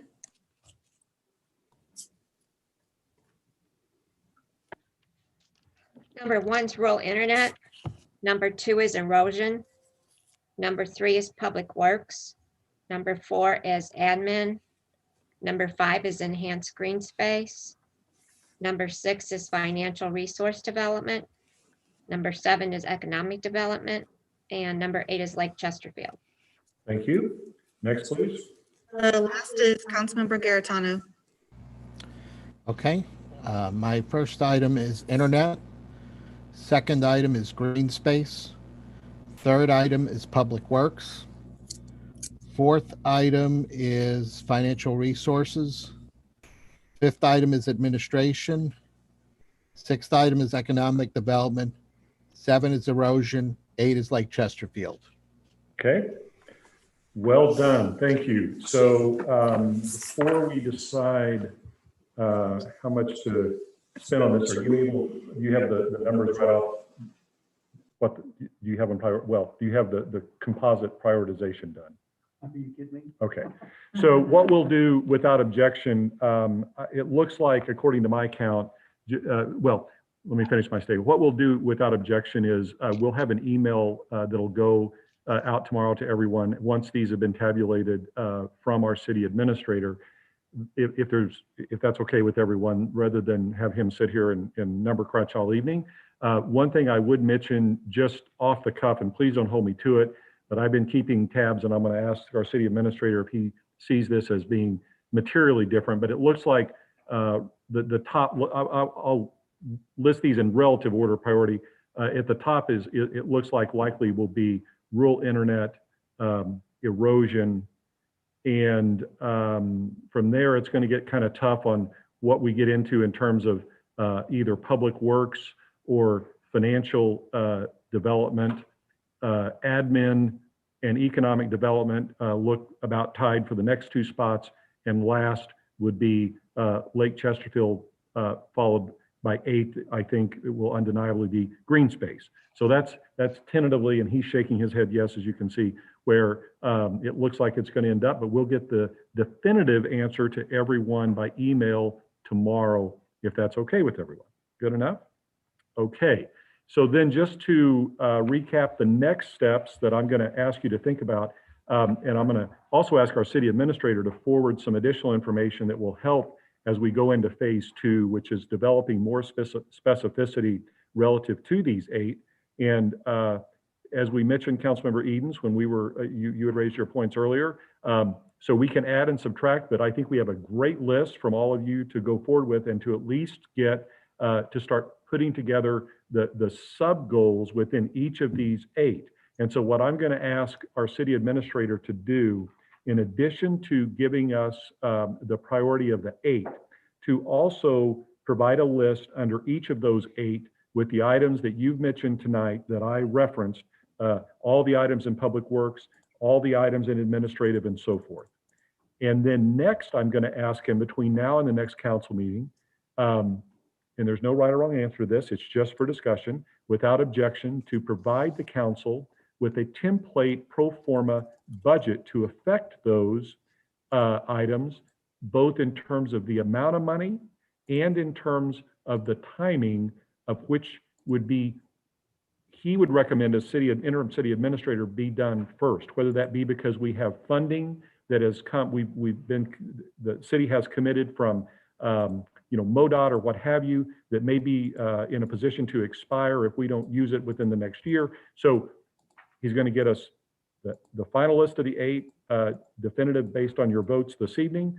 Number 2, he's going to get us a list of all the items that go under those that we've discussed thus far under the 8. So at the next meeting, the council, I'll ask you to then prioritize those. We'll do what we did tonight. Basically, but it'll be much easier because we'll be doing it within each of the items you've mentioned, the 8, all the specific items within those. And then number 3, a proposed, again, just a pro forma for discussion, budget recommendation from his position as city administrator after he looks at the numbers and how we could most easily and rapidly get there for each of these sub items in the next 5 years. Is there any objection to him doing that? Councilmember Edens? Not an objection, but bless my heart, I had another question. Sure. I'm so sorry. That's okay. Once something is on the list, whether or not it's prioritized in the first year or your number 5, does a committee have to take it up? Or does it have to be taken up in that certain time amount? So for example, just using economic development, one of the things Ken brought up, we could already combine that idea into, we've had a Taste of Wildwood before, we've had a food truck festival. We can certainly add wine. I would also argue we should add jazz because those go very well together. So that can go on the agenda, as soon as we're able to meet. So does it Yeah, the short answer, I'm sorry, I didn't mean to cut you off. The short answer to your question is the council makes the ultimate decisions, and those ultimate decisions can be on its own volition, or they can be as recommendations from a committee. But ultimately, the short answer to your question is no, none of these items would have to go to a standing committee of the council. If the council votes to move forward with, promoting the Wayfair legislation, for example, that doesn't go through like it typically would admin public works. We have a lobbyist question that item that's on, I believe, or coming up on the admin PW agenda. The council could, on its own volition, based on the strategic planning, decide that it thinks that it's best to have that done immediately. So as long as we've given notice required by sunshine law, the council could do it. Now, the council, in further answer to your question, the council could also decide that it would be more appropriate before it does that to refer a matter to one of the committees as one of the action items that we're going to get to in phases 2 and 3. So that is forthcoming. So it's a little bit of both. Ultimately, the council can do it, but the council may choose not to do it and refer it to a committee for study and report back. Okay, that's extremely helpful. So for example, the dark task force thing, we could decide we do that, or we could say, let's take it to the Board of Public Safety first. You're Correct. saying we'll have that option next Yes. week. Yeah. Thank you. Okay, You're welcome. I'm done. Councilmember Dodwell. I think we've gotten a lot done very quickly tonight, but I'm wondering if maybe we should allot ourselves a little bit more time at the next council meeting or the next work session to be able to discuss as a group a little bit more, or do you think we can get all of the work you want done in an hour? Right. So that's a great point. And phase 2, just because it's phase 2, phase 3, I mean, tonight we were able to do this in one work session, but phase 2 does not mean one meeting. It could mean we do phase 2 over 2 or 3 meetings or whatever. I don't think, just knowing you, that all of you that and how good you are at these things, I don't think that it will take an excessive number of meetings to do this, but I've kind of in the back of my mind been budgeting, if you will, the number of meetings and to make sure we can still accommodate everything else we need to do in a work session. And the other thing I would say, I'm glad you brought that up, Councilor Dodwell, because you caused me to think of this. Depending on what happens with the agenda, this strategic planning might get trumped at the next meeting. And so we do go back to strategic planning, at the following work session. But we will, through the work sessions, be able to get through this sooner than I think all of us, you might think. As long as we're having it done in an organized way with the help from our city team members that's getting the council information like he's going to do tomorrow, or in the coming days rather, to study before we go into phase 2, I think that's going to be exponentially helpful to facilitating the discussion, because you're already going to have reviewed that and be prepared with your prioritization of the sub items and so forth. But to answer your question, it doesn't have to be done in one work session. Okay. The important thing, and I think this is where the intent you had with this, is that it's important that we do it right, not quick. And so if we need to have 2 or whatever meetings to go through some of the more grainy details of this, we will absolutely do that. And I'm gonna follow the lead of the council as to how we do it. But at the same time, I'm gonna do everything I can, as long as you're in agreement, to have information provided by our city team members and to organize the voting process in such a way to facilitate that in the most efficient way we can do it. Thank you, because I think this process we went through today was very good. It got us focused in on things very.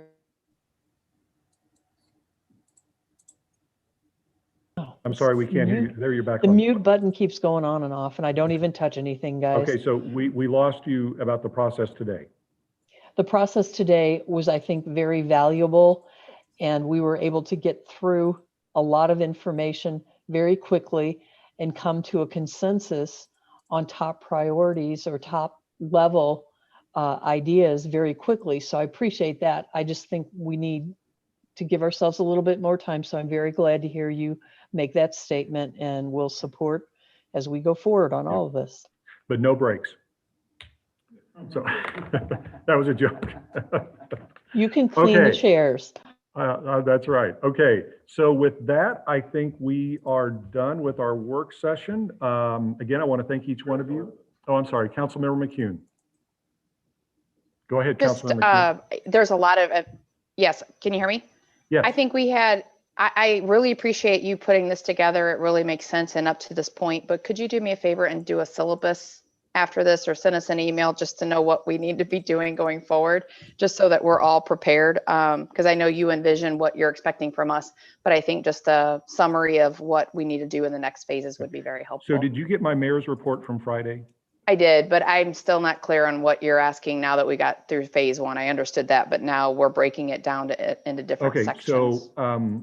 so I'll just go through it one more time. Basically, the analogy is like an onion. We're starting broad, Right. and we're going to go more specific with each phase. So tonight was the broadest of the phases. And the next phase are going to be 3 phases. Phase 2 is going to be more specific than phase 1, and phase 3 is going to be more specific than phases 2 and 1. And basically where we're going to be headed going forward, as I mentioned earlier and in my mayor's report, is we're going to be taking these items that everyone has come up with that we have tentatively put under public works, that we've tentatively put under economic development or what have you, and the council's going to be prioritizing those. Number one, making sure it's where they want it under the broad category. Number 2, prioritizing them. And number 3, we're going to start putting the money and action items in place relative to each one of those over the next 2 phases. So I would, if you're asking what my ask is, it would be to consider those very items in your own mind and take a look at what the city administrator is going to be forwarding and be prepared to do that at the next meeting. Okay, thank you for the summary. You're welcome. Okay, seeing anything further before we adjourn the work session? All right, well, thank you so much again. We did, I think, accomplish a lot with this evening. At least we have a path forward. So with that, I would entertain a motion to adjourn. Made by Councilmember Rambo, seconded by Councilmember Flasher, non-debatable. All in favor of the motion to adjourn, please say aye. Aye. Aye. Aye. Any opposed? Any abstentions? All right, we're adjourned. Happy Thanksgiving. Happy Thanksgiving, Thanksgiving. everyone. Happy Thanksgiving. Bye, everybody. Enjoy your Thanksgiving. See you, everybody.